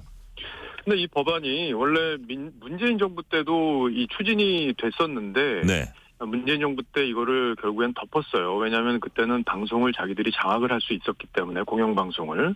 그리고 아시는 것처럼 KBS하고 MBC를 이제 굉장히 그 언론 노조가 중심이 돼서 압박을 해서 이사진들이 물러나게 되고 그 과정을 통해서 사장들을 다 교체를 했잖아요. 네. 그러니까 문재인 정부 때는 굉장히 포압적인 분위기로 이런 것들을 추진을 했기 때문에 자기들이 입맛에 맞는 임원진을 구성을 해서 네. 언론 노조에게 방송을 넘겨줬고 그 결과 이제 상당히 편향된 방송이 공영 방송에서 진행되는 일이 있었는데 이게 이제 정권을 뺏기고 나니까 자기들이 이제 이 다른 방식으로 네. 이제 공영 방송을 다시 빼앗으려고 하는 그런 시도라고 저희는 보고 있고요. 그래서 필리버스터를 통해서 저희가 막으려고 했지만 아시다시피 필리버스터로는 24시간만 법안 처리를 막는 한계가 있어요. 네네. 다만 그 과정을 통해 국민들에게 이 법안이 왜 문제가 있다는 걸 저희가 충분히 설명을 했는데 야당이 결국에는 주도 강행 처리를 해서 저희가 막지 못하는 그런 일이 벌어졌습니다. 저희가 대통령에게 제2요구를 건의를 할 거고요. 네. 그렇게 되면은 법안은 또 재의결 절차를 거쳐서 폐기되는 수순을 밟게 될 겁니다. 대통령실도 사실 제2요건 행사를 시사하는 발언을 내놨습니다. 그런 입장을 내놨고요. 예. 네네. 지금 대통령실은요 여야 간에 합의되지 않은 법안에 대해서는 모두 제2요구를 하겠다는 입장이에요, 기본적으로. 아, 그렇군요. 결과적으로 보면요 야당이 지금 저희와 협치를 하지 않으면 단 한 건의 법안도 처리할 수 없습니다. 그래서 의석수가 많다고 뭔가 다 할 수 있는 것 같지만 결국에는 여당인 저희와 협치를 하지 않으면은 원하는 걸 할 수 없는 구조예요. 다만 지금 MBC 문제가 이 방송사법에 걸려 있기 때문에 야당으로서는 MBC를 지키기 위해서 모든 걸 하고 있다 이렇게 네. 볼 수 있겠습니다. 네. 또 이제 관련되는 게 이진숙 후보자 인사청문회였습니다. 근데 이제 인사청문회는 지금 끝났고요. 자, 이제 그 인사청문 보고서 채택이 지금 안 되고 있는 상황인데 자, 이런 과정에서 이진숙 후보자 인사청문회 과정에서도 민주당은 이진숙 후보자에 대한 탄핵 가능성이랄까 탄핵 추진 고려하고 있다는 점을 이제 숨기지 않았는데요. 예. 만약에 이런 게 시행된다고 한다면 그 시점은 언제가 될 걸로 보세요? 그러니까 시행된다는 거는 이제 임명 절차를 말씀하시는 거죠? 아, 그러니까 시행된다는 건 임명 이후의 일이겠죠. 그런데 만약에 예. 어떤 타이밍을 만약에 잡는다면 민주당 제가 입장에서 정리를 좀 해드릴게요. 네네. 지금 이제 보도가 나오기로는 저희가 일단은 과방위에서는 인사청문 경과보고서 채택을 보류했어요. 네네. 어제. 근데 대통령실에서는 내일 임명을 할 걸로 지금 알려지고 있습니다. 그러니까 보도가 그렇게 나오고 있습니다. 예, 재송부 요청을 했고 하루 기간을 줬기 때문에 저희가 내일 대통령이 임명을 할 걸로 예상이 되고요. 네. 임명을 하게 되면은 아마 빠르게 그 박문진 이사 그러니까 임기가 끝나잖아요. 8월 네네. 12일에 그 후임자들에 대한 선임 절차를 진행할 거예요. 네. 선임 절차를 진행하게 되면 지금 박문진 이사진이 교체가 되기 때문에 그렇게 되면은 MBC 지배 구조가 바뀌는 그런 결과로 연결이 될 수 있고요. 네, 근데 민주당은 다만, 사실 그거를 예. 지금 막으려는 거잖아요. 여러 가지. 다른 방법이 없어요. 네, 왜냐하면 탄핵을 하는 데는 시간이 필요하거든요. 최소한 하루가 필요합니다. 네, 그러니까 본회의 보고한 뒤에 24시간 이후에 처리할 수 있기 때문에 예, 지금 1일 날, 그러니까 내일 모레 본회의를 야당이 지금 계획하고 있는데 내일 임명을 하더라도 1일 날 그 다음 날 본회의가 열리고 그러면 2일 날이나 탄핵 소추를 할 수 있기 때문에 그 네. 사이에 일을 처리할 수 있는 시간이 있어요. 그래서 결과적으로 보면은 그 박문진 이사가 임기가 만료돼서 교체하는 거거든요. 이분들을 뭐 중간에 바꾸는 게 아닙니다. 예, 예. 그러니까 임기 만료된 분들에 대한 선임 절차를 마무리하기 때문에 그렇게 되면은 지금 정부에서 계획하고 있는 대로 일은 처리가 될 수 있는 환경이다 이렇게 볼 수 있어요. 뭐 예를 들어서 이진숙 후보자가 만약에 이제 방통위원장으로 임명이 됐다고 했을 때 어떤 그런 의결 절차를 행하기 전에 탄핵 소추에 들어가는 이런 가능성은 낮다고 보시는 거죠? 할 수가 없어요. 구조적으로 그게 불가능합니다. 그거는 구조적으로 예, 그래서 불가능하다. 예. 제가 이제 그 인사청문 과정에서도 얘기를 했는데 네. 야당이 지금 이걸 막기 위해서 지금 청문회를 사흘간 했고 또 8월 2일에 현안 질의로 해서 이진숙 후보자를 증인으로 채택하는 일까지 있어서 실질적으로 4일을 지금 청문회를 하겠다는 그런 취지로 지금 진행을 해왔거든요. 예. 근데 결국엔 그렇게 하더라도 제가 청문회에서도 얘기했지만 야당이 할 수 있는 건 없어요. 못 그렇군요. 막습니다. 지금 MBC 박문진 이사를 교체하는 걸 막으려고 지금 이렇게 하는 거거든요. 사실 지금은 저기 임기가 끝난 이사들이죠. 문재인 그렇죠. 정권 시절에는 임기 끝나기 전 이사들이 나오는 전에 사람들을 다 쫓아내서 자기들이 원하는 대로 사장을 교체한 방식을 썼지만 윤석열 정부에서는 임기를 마칠 때까지 다 기다려준 겁니다. 자, 다음 질문으로 넘어갈게요. 이진숙 후보자 청문회가 격하게 진행되다 보니 여러 논란 발언이 나오기도 했는데 최민희 위원장이 이진숙 후보자의 뇌구조 이상하다 한 데 대해 국민의힘이 국회 윤리 제소하기로 했는데 최민희 위원장은 취소할 생각 없다 이렇게 얘기를 했고요. 나이 얘기도 있었던 것 같아요. 자, 근데 거기에 이어서 자 탈북민 출신 박충건 국민의힘 의원이 이 후보자에 대한 야권의 공세를 국회의원 면책특권 남용한 심각한 인신공격, 명예훼손, 인민재판이라고 비판하자 최민희 위원장이 전체주의 국가에서 살아서 민주주의 원칙이 안 보이냐 지적했다가 나중에 사과는 했죠. 이런 일련의 과정들 어떻게 보십니까? 네, 제가 현장에서 지켜봤는데요. 네. 그러니까 이제 노종면 의원이 이 전체주의 국가 발언을 이제 최민희 위원장이 한 뒤에 노종면 의원이 민주당 노종면 의원이 위원장석으로 이렇게 가더라고요. 그러면서 뭔가 휴대폰에 있는 걸 보여줬어요. 그 뒤에 최민희 위원장이 바로 이제 사과를 해요. 근데 그 보여준 게 뭐라고 추정이 되냐면 한동훈 대표가 페이스북에다가 이 전체주의 국가에 살아서 그런 식의 생각을 한 거 아니냐는 발언이 심각한 문제가 있다 이런 취지의 글을 페이스북에 올렸는데 아마 그 글을 보여준 게 아닌가 싶어요. 그래서 여튼 좀 이 발언은 적어도 문제가 될 것 같다고 이제 느낀 거일 수도 있겠네요. 네네. 네. 그래서 이례적으로 본인이 사과를 아주 신속하게 하더라고요. 박충건 의원이 제 옆자리이기 때문에 막 메모지에 막 썼어요. 제가 옆에서 보고 있는데 이제 이 발언의 심각성에 대해서 본인이 신상 발언을 통해서 항의하려고 글을 막 쓰고 있었거든요. 근데 최민희 위원장이 먼저 사과를 해서 박충건 위원장도 유감 표명을 하고 사과를 일단 받아들이긴 그렇죠. 했어요. 다만 진정되진 않지만 34,000 탈북민에 대한 모욕이지만 이런 표현도 또 쓰더라고요. 그래서 탈북민들께서 이제 오늘 집회를 했고 당에서도 오늘 의총에서 제명 촉구 결의안을 내기로 최민희 위원장에 대해서 그렇게 일단 그렇게 추진을 하기로 저희가 방침을 정했습니다. 네. 자, 지금 국민의힘 박정원 의원과 얘기 나누고 있습니다. 자, 박정원 의원님, 전당대회 과정에서 최고위원 후보에 출마해서 이른바 팀 한동훈으로 열심히 활동하셨는데 아주 아깝게 이제 낙선을 하셨어요. 자, 전당대회 마친 소감도 한 말씀 좀 해주세요. 그래서 전당대회가 이제 한 달 정도 진행이 되면서 제가 이제 전국을 다니면서 여러 가지 상황들을 봤는데 제가 4위를 득표했는데 저희 당에는 여성 이제 4위 안에 들지 못하면 여성에게 양보하는 그 당원이 있습니다. 그렇죠. 그래서 예, 이제 예. 김민전 의원이 5위였지만 이제 저 대신 들어가게 됐고요. 네네. 그 과정에서 이제 느낀 거는 총선 패배에 대한 어떤 당원들의 어떤 그 당의 변화와 혁신을 요구하는 그 절박함 이런 네. 것들을 많이 느꼈고요. 그 결과가 한동훈 위원장이 63%를 득표하는 그런 일로 연결이 된 거죠. 네.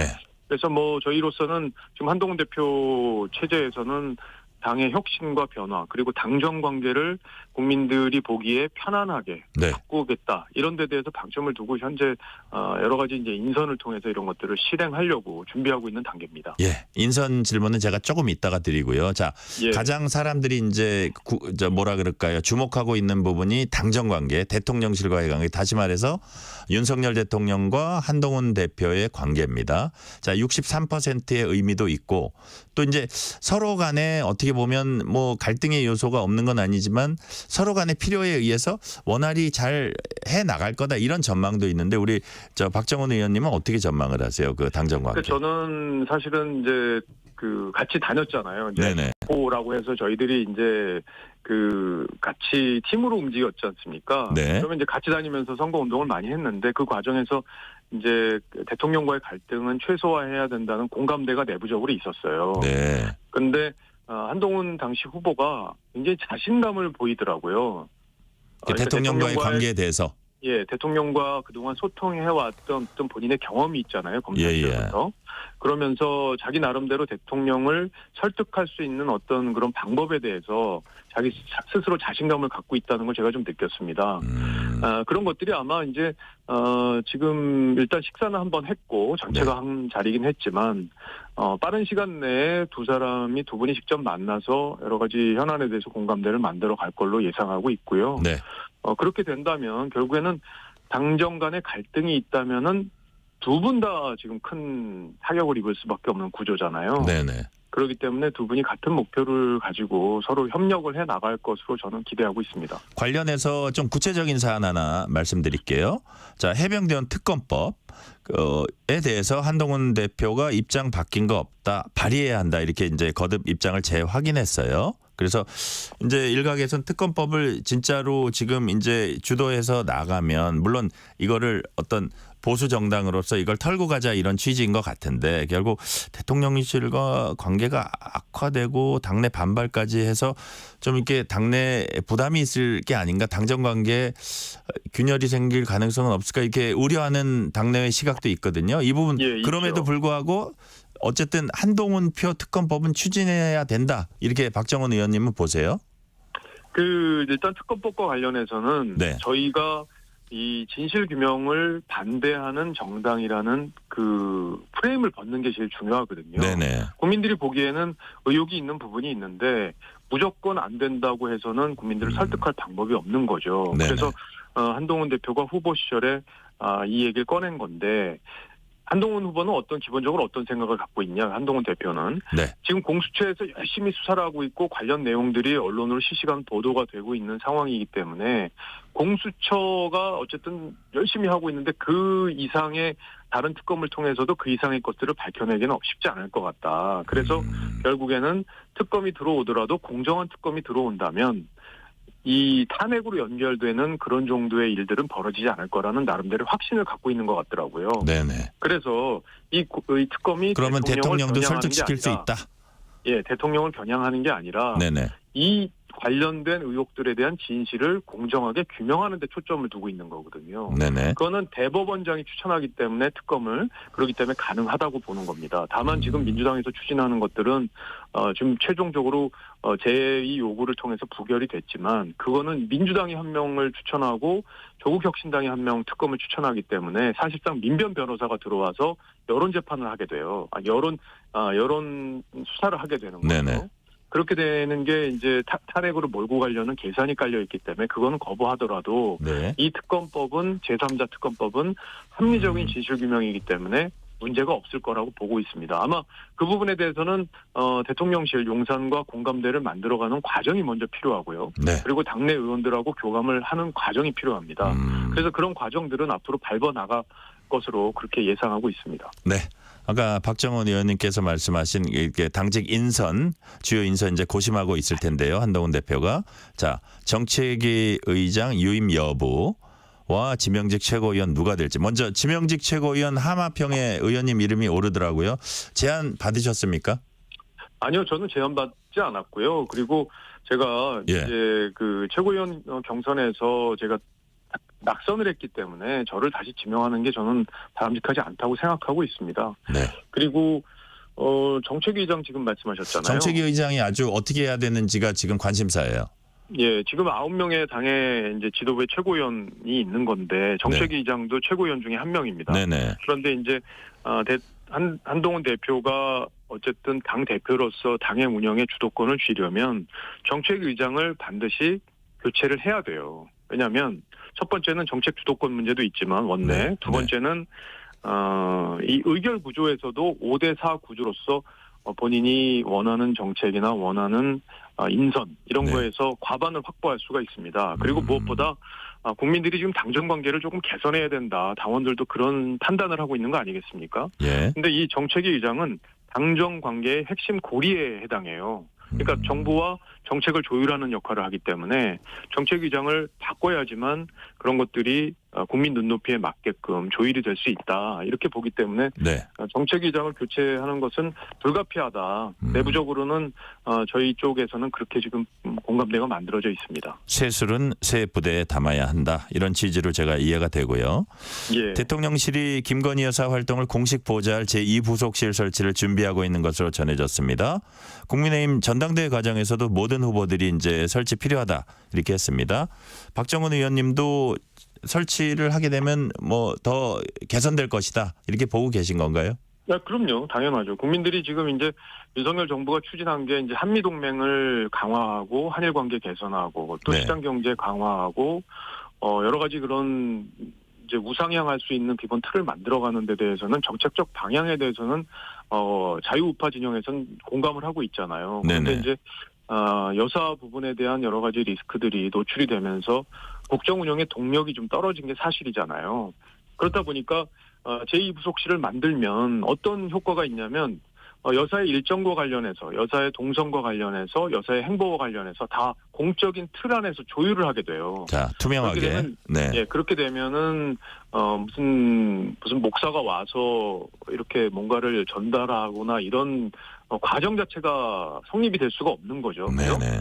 그게 문제가 됐었던 그러니까 그런 식의 공식적인 틀 안에서 여사의 어떤 행보를 관리하겠다는 취지이기 때문에 네. 의미가 있다고 보고요.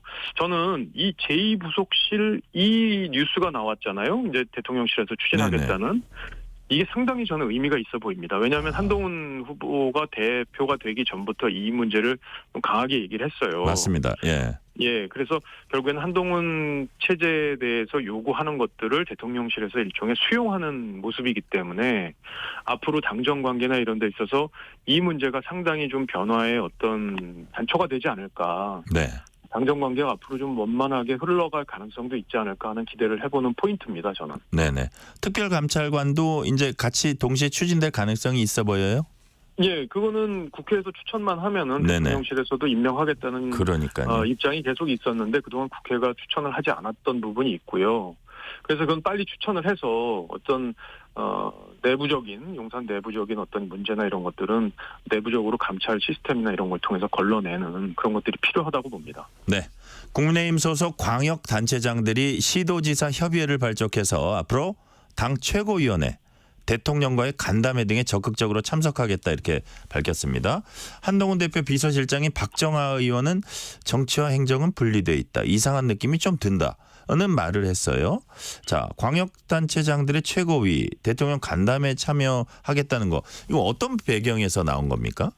근데 지금 광역단체장 중에 한동훈 대표에 대해서 조금 불만을 갖고 있는 분들이 제법 있잖아요. 대표적인 게 이제 홍준표 시장이고, 그리고 그동안 이분들은 사실 광역단체들은요, 지금 대통령 임기가 3년이 남았기 때문에 이제 정부로부터 지원받을 일이 굉장히 많습니다. 네네. 예산도 그렇고 사업도 그렇고 무슨 예타 문제나 이런 것들도 그렇고 광역 단체들이 추진하는 사업에 정부와 협조를 해야 되는 부분이 많기 때문에 대통령과 불편한 것으로 알려졌던 한동훈 체제가 들어오는 거에 대해서 상당히 불편한 감정을 갖고 있었어요. 네네. 그런데 이런 것들이 추진이 된다고 하더라도 저는 결국에는 한동훈 대표와 대통령 사이의 기류가 긍정적으로 흐른다면 네. 신윤 내부의 갈등 그리고 이런 지자체장들과의 갈등도 저는 상당 부분 줄어들 거로 봅니다. 그래서 저는 제일 선결 과제가 대통령하고 빨리 만나서 공감대를 만들어가는 그 부분.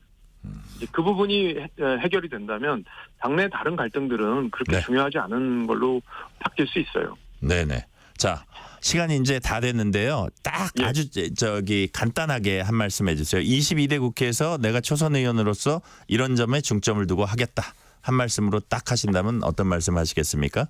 예, 저는 뭐 초선 의원이고 서울 총파갑에서 당선이 됐지만 저희 당이 뭐 108명의 의원밖에 없기 때문에 사실 저항하는데 한계가 있어요. 그리고 네네. 의석수가 너무 기울어져 있으니까 민주당이 너무 폭력적으로 지금 국회를 운영하면서 사실상 모든 법안들을 국민의 눈높이에서 맞게 처리할 수 없는 환경이 됐어요. 그런 부분이 굉장히 안타깝게 생각이 되고요.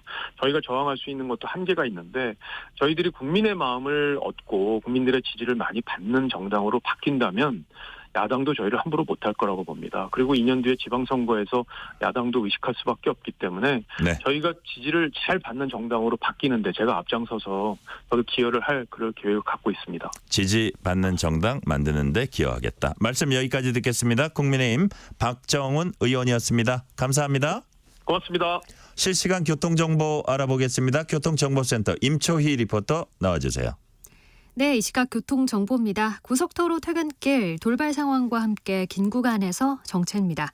경부고속도로 서울 방향 북천안에서 안성분기점까지 16km가량 정체고요. 더 가서는 오산 부근과 기흥동탄에서 수원, 또 서울 요금소에서 판교 분기점까지 모두 정체가 심해졌습니다.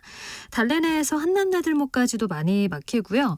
서해안고속도로 서울 방향은 서평택 분기점 부근에서 1차로와 4, 5차로 막고 사고 처리 중이라 일대 혼잡합니다. 사고 구간 지나서도 화성휴게소 부근까지 길게 정체 이어지고요. 더 가서는 팔탄분기점과 비봉에서 용담터널 그리고 광명역에서 금천까지 각각 제속도 못 냅니다. 제2경인고속도로 성남 방향 하객에서 성남까지 밀리고요. 더 가서는 광명 나들목부터 속도가 떨어지는데요. 일찍 부근에서 사고 있었고요. 그리고 석수 3차로에서는 고장난 화물차를 처리 중이라 주의하셔야겠습니다. KBS 교통정보센터에서 임초희였습니다.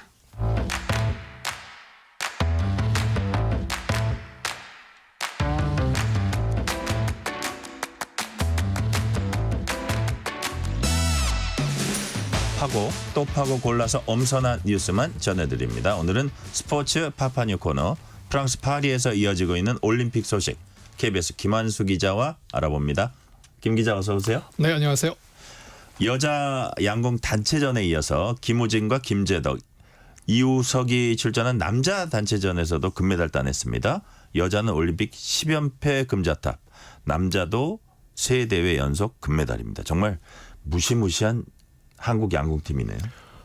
언제 어떤 팀도 사실 이 기록은 세우기 쉽지 않을 것 같아요. 수식어가 어려워요. 수식어가. 예, 뭐 예전에는 뭐 신공이다, 뭐 명사수다, 뭐 이런 거 썼었는데 이제 그런 거 갖고 안 될 것 같고요. 뭐 경기를 너무 압도하고 지배적으로 끌고 가서 리우, 도쿄, 파리에 의해서 사실 김우진 선수는 단체전만 3번 연속 금메달이고요. 김재덕 선수는 2번 금메달. 이우석 선수는 나오자마자 금메달리스트가 됐어요. 중국과의 준결승전도 좋았지만 아마 많은 분들이 프랑스와의 결승전 기억하실 거예요. 2세트에 59점, 또 3세트에 59점. 그래서 한 발 이렇게 10점 맞추지 않고 9점 맞춘 게 대한민국이 너무나 인간적이지 않냐. 이렇게까지 해서 상대방에게 마지막 그 예의를 갖춰준 게 아니냐 이런 얘기가 나올 정도인데요. 여자 10연패, 남자 4연패 하면서 대표 선발 방식이라든가 그동안 대표팀을 운영해온 것, 또 다양한 훈련, 그리고 얼마나 협회에서 대비를 잘했냐. 이게 세계적인 어떻게 보면 모델 케이스가 되고 있어요.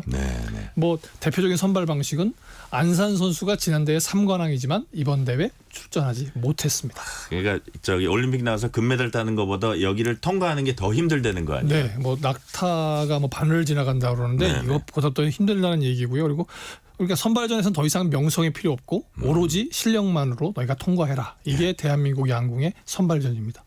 훈련 보시면 어떻게 보면 뭐 국가대표 선수들 모든 선수들이 받는 훈련을 다 받는 것 같아요. 그리고 심지어 다이빙 11m의 가장 공포스러운 순간에서 떨어지면서 그걸 이겨내고요.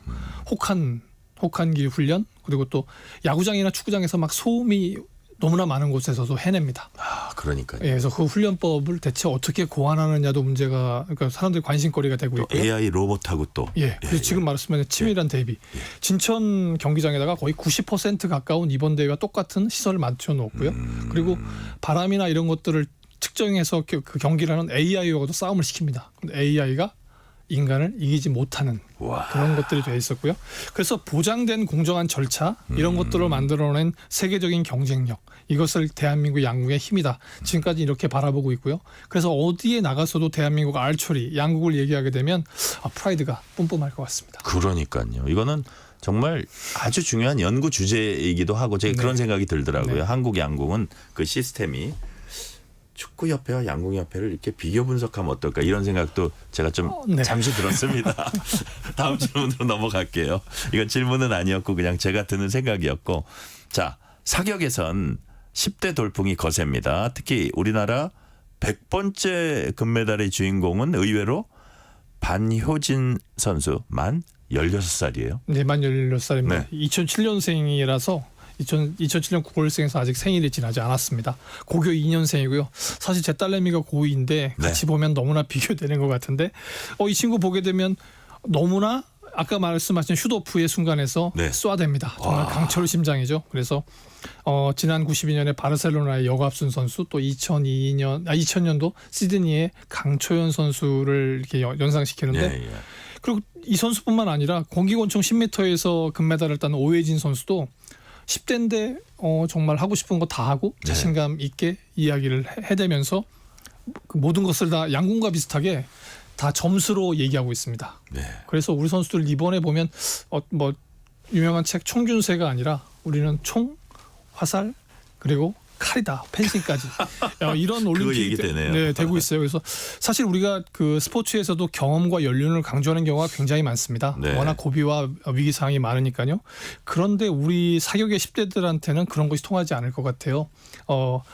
연륜과 경험 중요하지만 그거 못지않게 내가 쌓아온 내공 그리고 나의 실력 그리고 나의 자신감이 모든 것을 해결할 수 있다. 그래서 사실 이런 것을 보면서 느끼는 거는 젊은 세대에 대한 불안감이 있다고 한다면 우리 사격 선수들 보시고 아마 믿고 따라 그 의견을 한번 경청해 주시는 게 어떨지.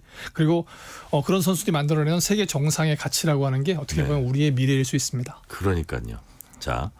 이 반효진 선수 자신이 앞으로 더 성장하겠다 이런 얘기를 아주 강조하는데 똑 부러지더라고요. 네, 어디까지 올라갈 수 있는지 한번 보여드리겠다는 그러니까요. 어떻게 16살 입에서 그런 얘기가 나오는지 참 자랑스럽고 아주 박수가 가더라고요. 유도에선 오랜만에 메달 소식이 전해졌습니다.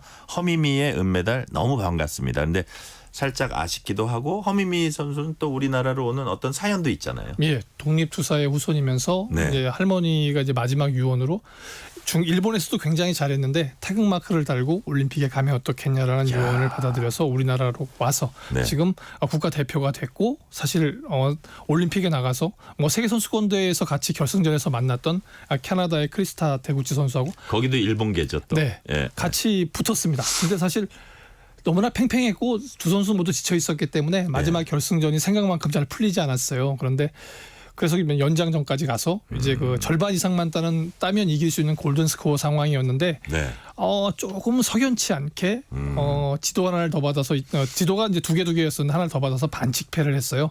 근데 공격 상황을 보게 되면 물론 위장 공격이라고 해서 공격을 하면서 방어를 하는 그런 기술들을 지향하기 때문에 판정을 내릴 수 있었지만 조금만 자세히 봐준다면 우리 허미미 선수의 그 공격에 대한 도전이 오히려 데구치 선수를 압도했는데 한편은 이런 면에서는 사실 좀 안타까운 게 올림픽에 오히려 그 데구치 선수가 우리 허미미 선수보다는 조금 더 유리하고 경력이 있거든요. 그러니까 심판들도 조금 좀 인간적인 면이 작용하지 않았나 이런 것을 보면서 올림픽을 하는 IOC나 유도연맹도 좀 반성을 해야 될 것 같아요. 왜냐하면 팬들이 공감하지 못하는 모습일 수 있잖아요.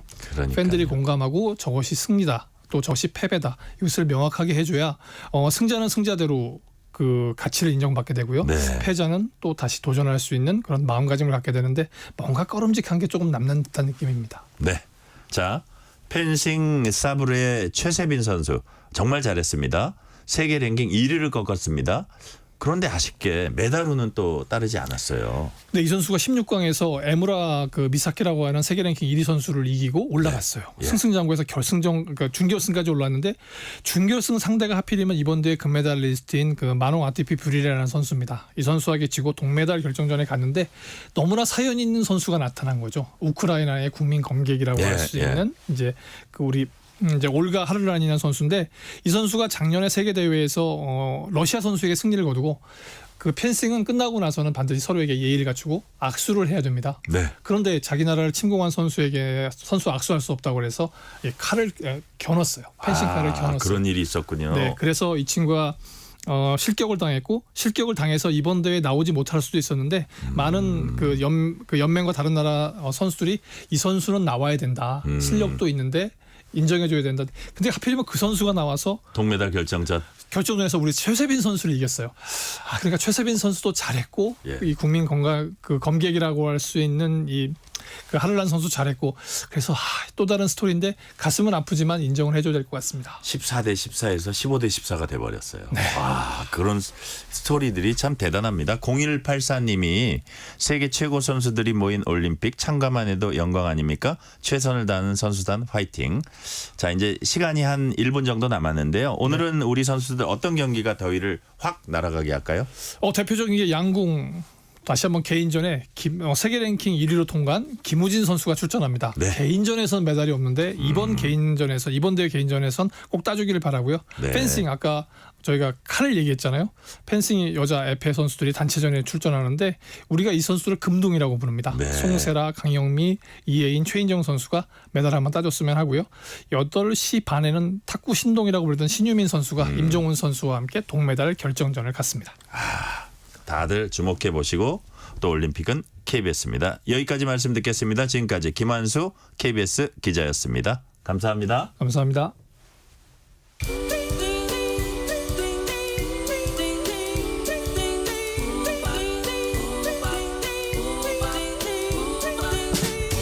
오늘 하루 뉴스를 정리해주는 다정한 편지 한 통. KBS 1라디오 뉴스레터 K.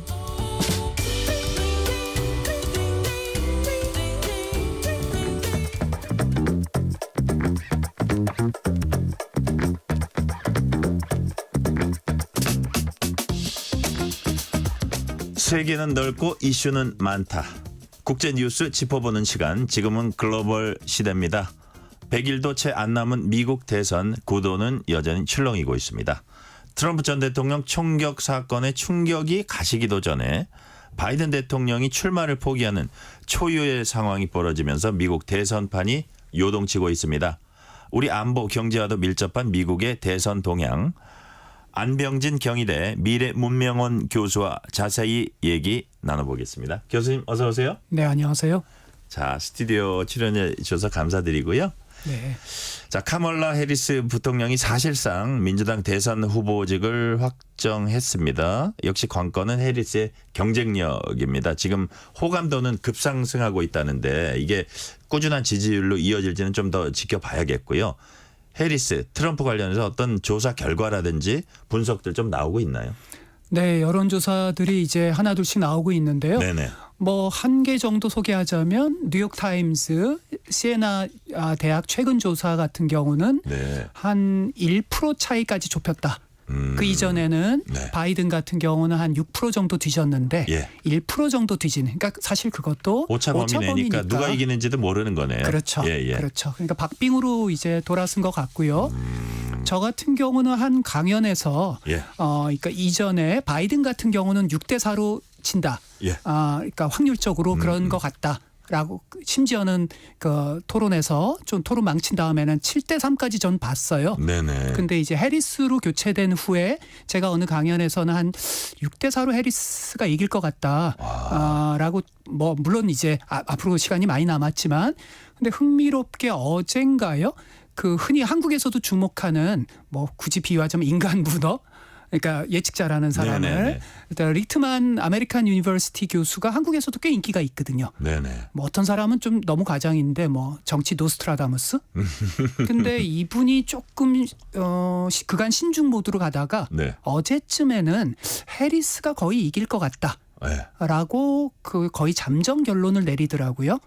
왜냐하면 뭐 당내 뭐 경쟁도 크게 없고 뭐 단기 중기 경제 뭐 전망도 좋고 그래서 뭐 지금으로 봐서는 좀 조심스러운데 저는 리트만 교수보다는 조금 더 신중한 편인데 네. 박빙으로 해리스가 좀 이길 수 있는 가능성이 제법 높다. 박빙 오세. 예, 저는 그렇게 현재까지는. 예. 지금 상황에서는 현재 사실 이 총탄이 귀를 스쳐갈 때만 해도 이건 끝났다 이렇게 생각하는 사람이 많았었는데 그렇습니다. 지금 이 상황이 이렇게 또 많이 바뀌었네요. 네. 그렇다면 바이든 대통령이 재선을 포기하면서 이제 상황이 급변했다고 볼 수 있고요. 일찍부터 고령 리스크 사퇴설 거론됐었는데 뭐 일각에선 지금 사퇴하고 나니까 더 일찍 사퇴했어야 하는 것 아니냐 이런 얘기도 나오고 있다고 합니다.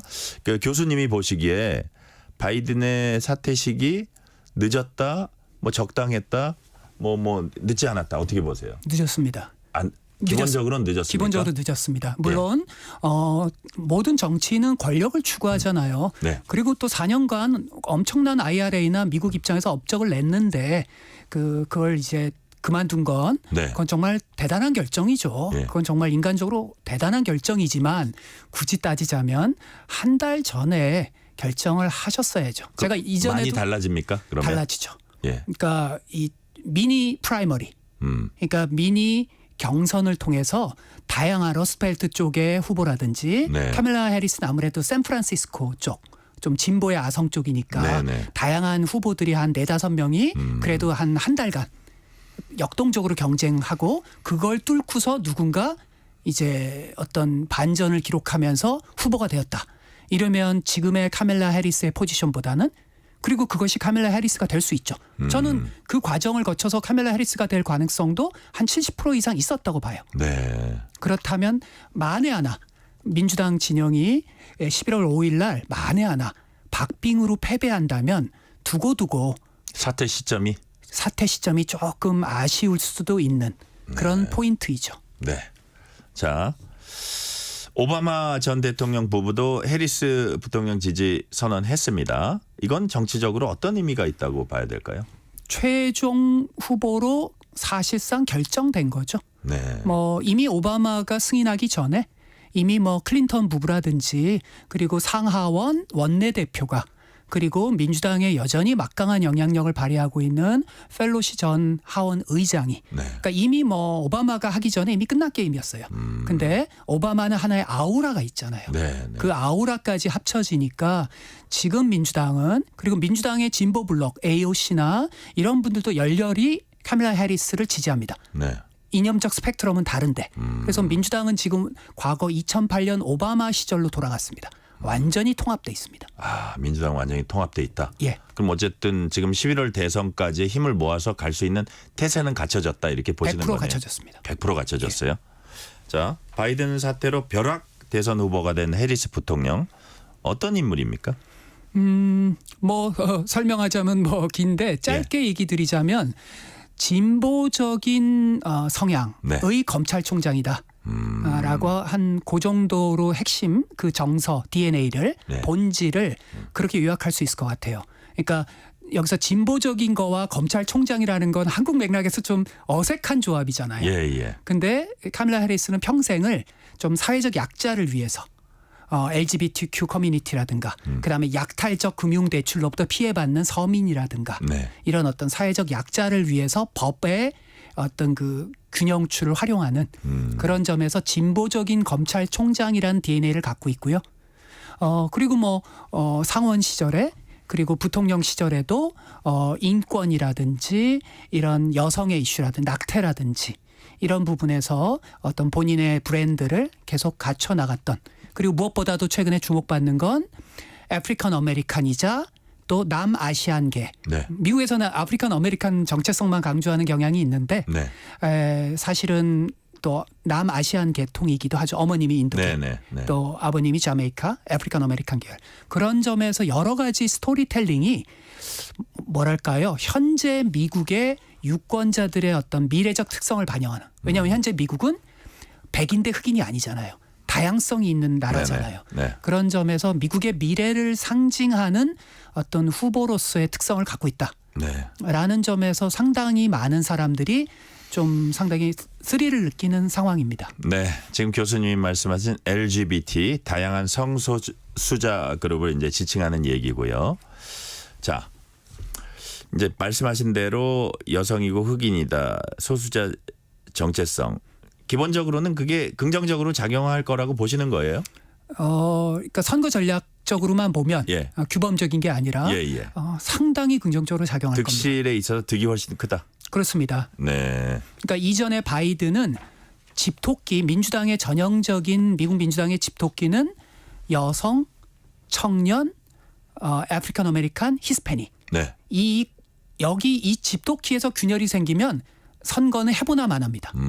즉 바이든의 선거는 거의 좀 과장해서 얘기 드리면 여기서 균열이 생겼으니까 해보나 마나였는데 지금 해리스는 이 집토끼가 다시 결집했으니까 네. 여기다가 좀 소위 말하는 저희 미국에서 표현할 때는 워킹 클래스, 특히 백인 노동자 계급에서 덜 지면 그러면 해리스는 이깁니다.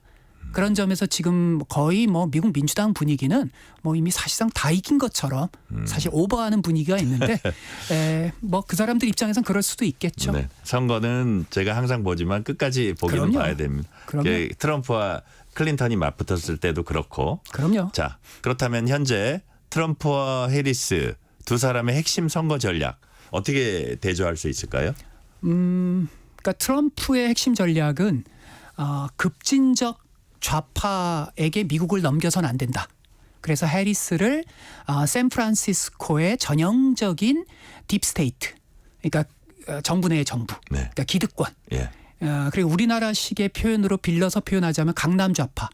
이게 이제 현재 트럼프의 핵심 공격 포인트입니다. 네. 그리고 이제 해리스 진영은 반대로 본인이 이 샌프란시스코 캘리포니아에서의 검찰총장으로서의 그 어떤 아우라가 있으니까 본인은 트럼프와 같은 성폭행범 네. 그리고 뭐 트럼프 대학처럼 사기치는 어떤 존재들에 대해서 강력하게 철퇴를 내리는 검사해봐서 내가 저런 종류의 유형의 인간은 잘한다 이런 용어를 쓰더라고요. 그렇습니다. 네. 그래서 현재로서는 그런 두 가지 그러니까 해리스는 내가 진보적인 검찰총장 출신으로서 저런 세력들을 확실하게 패퇴시키겠다. 반면에 트럼프는 내가 저런 샌프란시스코 리버럴 네. 미국판 강남 좌파들 상대로 우리 어떤 그 서민들의 이익을 대변하겠다. 알고 보면 저 사람이 기득권층이다. 그렇습니다. 뭐 이런 주장이잖아요. 그렇습니다. 두 가지 입장이 네. 지금 맞붙고 있는데 지금으로서 그렇다는 얘기입니다. 선거 전략이 바뀔 겁니다. 왜냐하면 해리스도 사실은 어느 급작스러운 후보가 됐고 네네. 그리고 트럼프도 전혀 예상하지 못했고 해리스를. 그래서 지금은 선거 전략 조정 중인데 당분간 과도기의 두 사람의 선거 캠페인은 당분간은 그렇게 간다는 얘기입니다. 네. 그게 이제 선거가 다가오면서 변형될 수 있다는 말씀이시고요. 네. 자, 이제 또 다른 중요한 점이 이제 러닝메이트입니다. 해리스 대선 후보의 부통령 러닝메이트 지명도 초읽기에 들어갔다고 하는데요. 피터 부티지지 교통부 장관 이제 거론되고 있는데 어떤 조건을 갖춘 부통령 후보가 해리스에게 최적이라고 보세요? 저는 그 해리스에 대한 지금 현재 미국 민주당의 네. 조금 더 과잉된 낙관주의. 원래 사람이 우울증에 빠지면 네. 반대로 또 이렇게 과잉을 할 수는 있겠죠. 그런데 그에 대해서 저는 계속 경고하는 입장인데요. 지금 미국의 민주당의 과잉은 위험합니다. 왜냐하면 해리스는 과거 2008년의 오바마가 아니에요. 지금 그 당시 시대가 아니고요. 러스트벨트에서 그러니까 샌프란시스코 리버럴이라는 이미지를 가진 사람이 러스트벨트에서 2008년이나 2020년에 민주당의 승리를 그대로 공식을 가져올 수 있을까? 저는 약간 회의적입니다. 네. 그런 점에서 부통령이 뭐 선거에 결정적인 영향은 안 미치지만 최소한 샌프란시스코 리버럴이라는 약점을 보완해 줄 수 있는 좀 백인 남성 노동자들과 러스트벨트를 공략할 수 있는.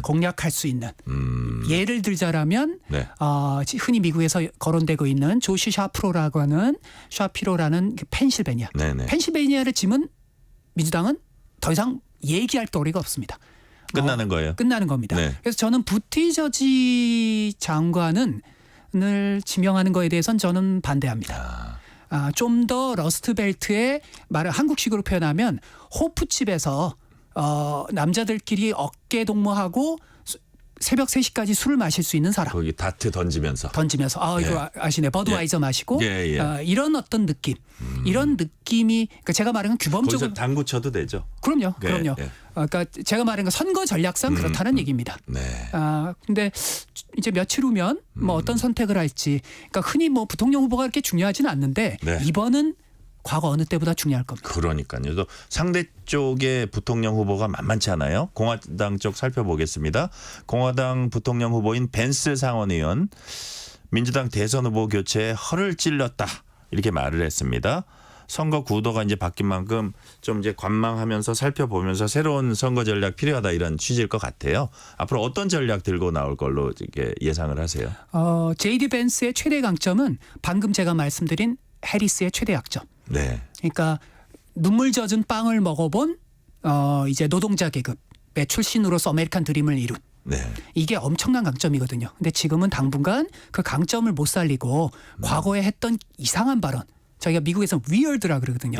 그 뭐 여성이 무슨 애를 낳은 여성에게 투표권 그런 말도 안 되는 주장을 해서 이제 그 장점이 가려지고 있는데 벤스의 진정한 장점, 그 노동자 계급의 아메리칸 드림.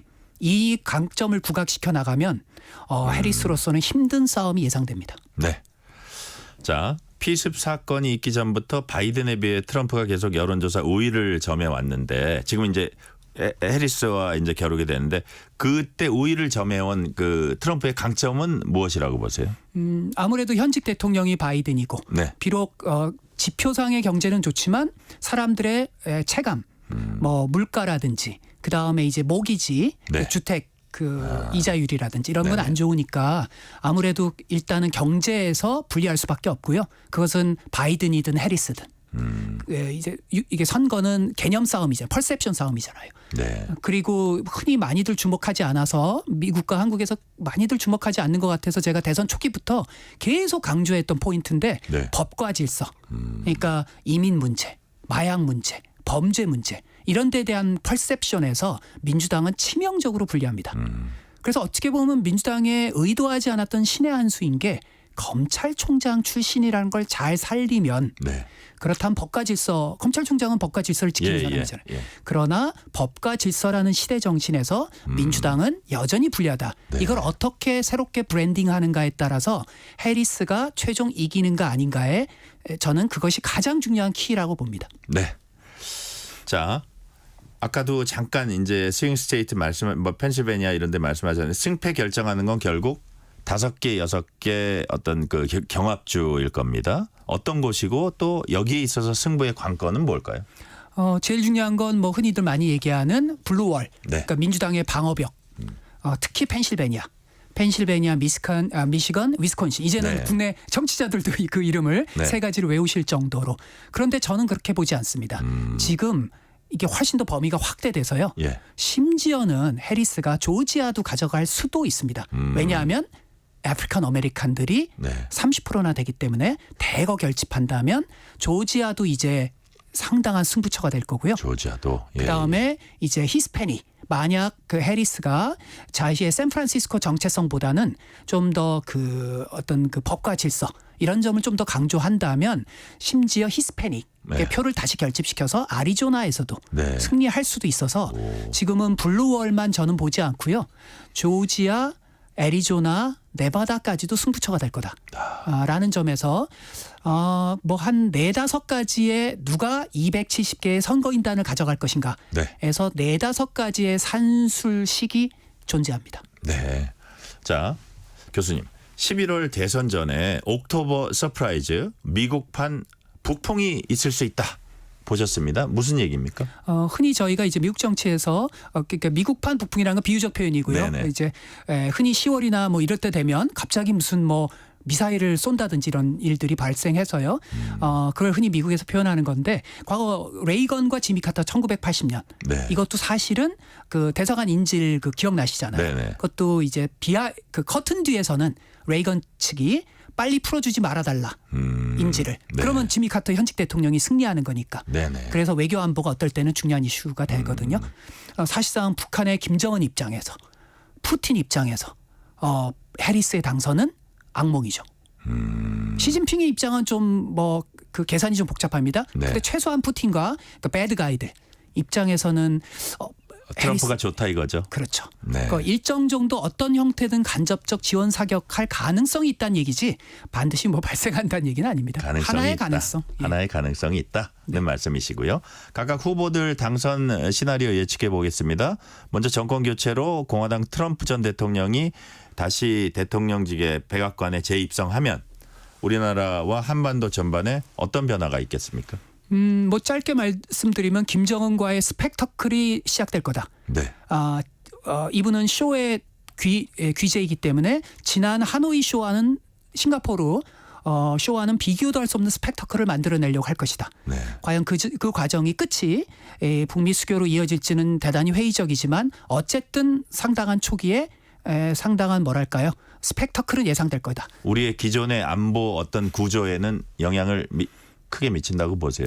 크게 미치기는 어려울 겁니다. 네네. 뭐 제 희망은 연락사무소 설치까지만 가도 그것만 하더라도 큰 돌파구다. 그건 저의 희망사항이고 그 이제 트럼프의 참모들이 만만치 않은 사람들입니다. 네네. 그래서 트럼프와 참모 간에 또 이제 이견이 있을 테고요. 그래서 스펙터클은 있으나 그것이 과연 제대로 된 관리로까지 이어질지는 회의적이다. 자, 반면에 뭐 해리스는 네. 뭐 거의 뭐 바이든 90%는 바이든식으로 가는데 김정은 입장에서는 더 골치 아플 겁니다. 왜냐하면 지금 바이든보다. 예. 왜냐하면 해리스와 바이든의 결정적 차이가 있습니다. 해리스는 훨씬 더 평생을 인권이라는 이슈에 강조점을 두면서 살아온 사람입니다. 그럼 북한을 보는 눈이 전혀 다를 수 있겠네요. 조금 더 북한에 대한 조금 더 적대적 시각이 있죠. 물론 뭐 그 참모진은 전통적 외교안보론자들이니까 네네. 그 인권이라는 게 결정적 변수는 아니나 그러나 그것이 이후에 북미 수교로까지 가는 과정에서는 북한의 입장에서 인권이라는 건 가장 아픈 거고 네. 가장 그들이 아주 아주 신경 발작을 일으키는 이슈잖아요. 네네. 그러니까 그런 이슈가 김정은의 입장에서 골치 아플 겁니다. 네. 자, 마지막 질문. 지금 시간이 한 30초 남았는데 네. 우리 정부 어떻게 대응해야 할까요? 양쪽 가능성을 다 아무래도 생각을 해야겠죠. 그럼요. 지금 뭐 많은 사람들이 지나치게 트럼프에 대한 기정사실화를 하고 있는데요. 네. 그건 오산입니다. 지금은 모릅니다. 누가 될지. 그러니까 해리스가 될 가능성도 높다. 네. 그래서 해리스와의 네트워크가 아마 한국에서 그렇게 높지 않습니다. 그래서 지금서부터 해리스, 트럼프 양쪽에 대한 전방위적인 관리를 이제 들어가셔야 된다. 그리고 한 4-5가지의 시나리오를 만들어 놓으셔야 된다. 네. 4-5가지 시나리오 만들어야 한다. 오늘은 여기까지 말씀 듣겠습니다. 지금까지 안병진 경희대 미래문명원 교수였습니다. 교수님 감사합니다. 네, 감사합니다. 오늘 뉴스레터 K는 여기까지입니다. 올해 장마가 종료됐다는 기상청의 공식 발표. 이제 본격적인 불볕더위가 시작됩니다. 시원한 음악이 함께합니다. DJ 덕의 여름 이야기 끝곡으로 듣겠습니다. 커피 쿠폰 받으실 분들은 뉴스레터 K 홈페이지 확인해 주시고요. 오늘도 함께해 주신 청취자 여러분 진심으로 감사드립니다. 지금까지 뉴스레터 K 전종철입니다.